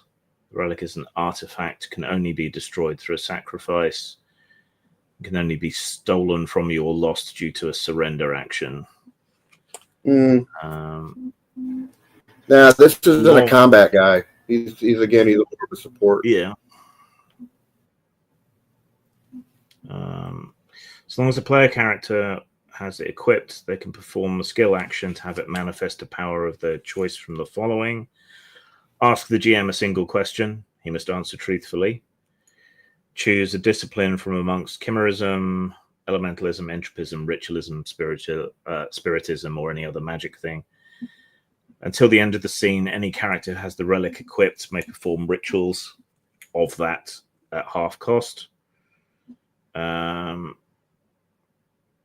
Activate it to make all attacks with the relic do 5 extra damage, and ignore absorption, immunity, and resistance.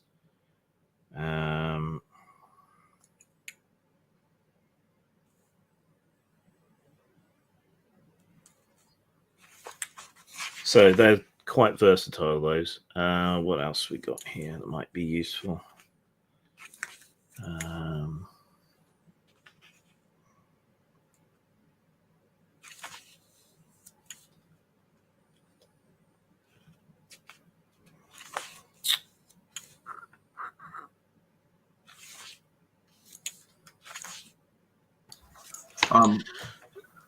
Grim, I have a question about the protect one.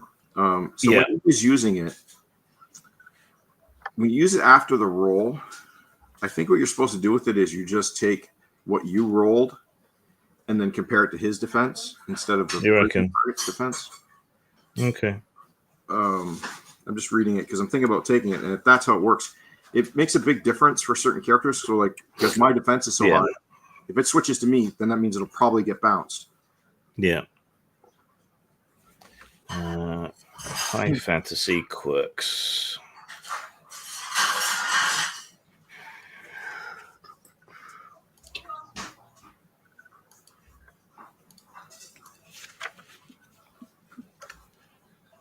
Because what Glorious Fate. Ooh, Heirloom. Glorious Fate. That sounds Glorious Fate. Okay. That sounds appropriate. Just in the name. When you acquire this quirk, write down a prophecy and what it foretells. Do this in collaboration with the GM. Tie it to a known threat or emergency in your world, and describe what sign or omen marks you as the person destined to fulfill the prophecy. Oh, cool. Yeah. All right. Yeah. That's what I'll use. We'll work on it. Yeah. You got we'll it. figure it out in the background. You got it. Right. So you were taking a level in Guardian. Yeah. So I'm gonna take Protect, that same one he had. That Omen has. Yeah. So taking your first level in Guardian, you get an extra 5 hit points. Don't forget to recalculate your hit points for your new level. Yeah, I already have a level in Guardian, so. Okay, so it's level 2 in Guardian. Yeah, because I have dual shield bearer right now. Oh yeah. Okay. But yeah, everyone will have to recalculate their health points for going up a level. What did Jun want to take? I was thinking either adding a level in Elementalist or adding a level in Rogue. We don't have any rogues yet. I have one level in Rogue. What would you do with it? Yeah, but it's just so that I can say, okay, I'm going to run into this building and blow it up. Don't worry about me because I have see you later. So yeah. I was going to add it because we're all pirates and June has kind of a criminal background, so I figured it would make sense to get use out of that. Yeah. Or you could boost your Elementalist level. Mm-hmm.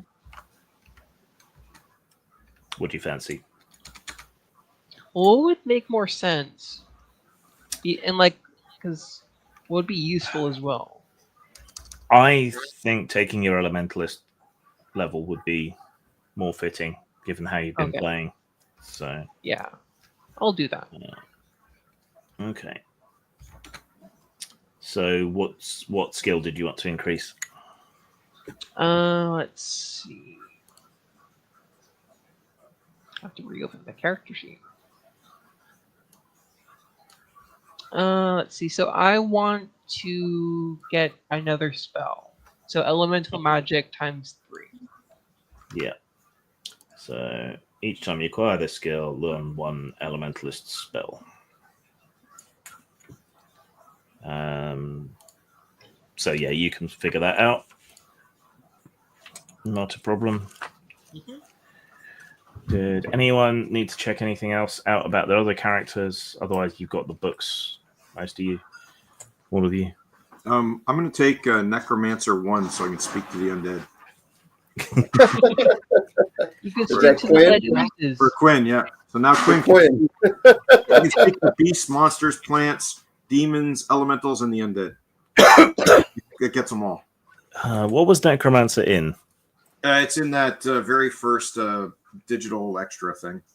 Okay. I don't have that, I don't think. I have it if you want me to send you a copy. It's on his website.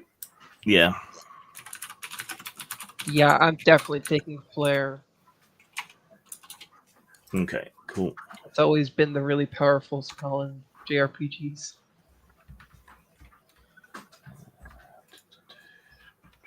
Yeah, I actually like playing Quinn more, but he sucks for a fight. Oh yeah. Well, that's why I think this works out well. I mean, you were able to do 2 things in one session. That's awesome. Maybe Quinn grows up over the course of the campaign. He can get more powerful, better in combat. Yeah, maybe. I'm just having fun with him with being a non-combat guy. I like that. Mm-hmm. Okay. Let me look at Spirit. Free content. Here we go. Do we want to stop the stream, or do we want to do this on live still? Well, I think we're done largely, so I might as well end the stream there. All right, everybody, take care. Pleasure as always. Bye, everyone. Guten Abend, Alice. And see you next time. Next episode. See ya.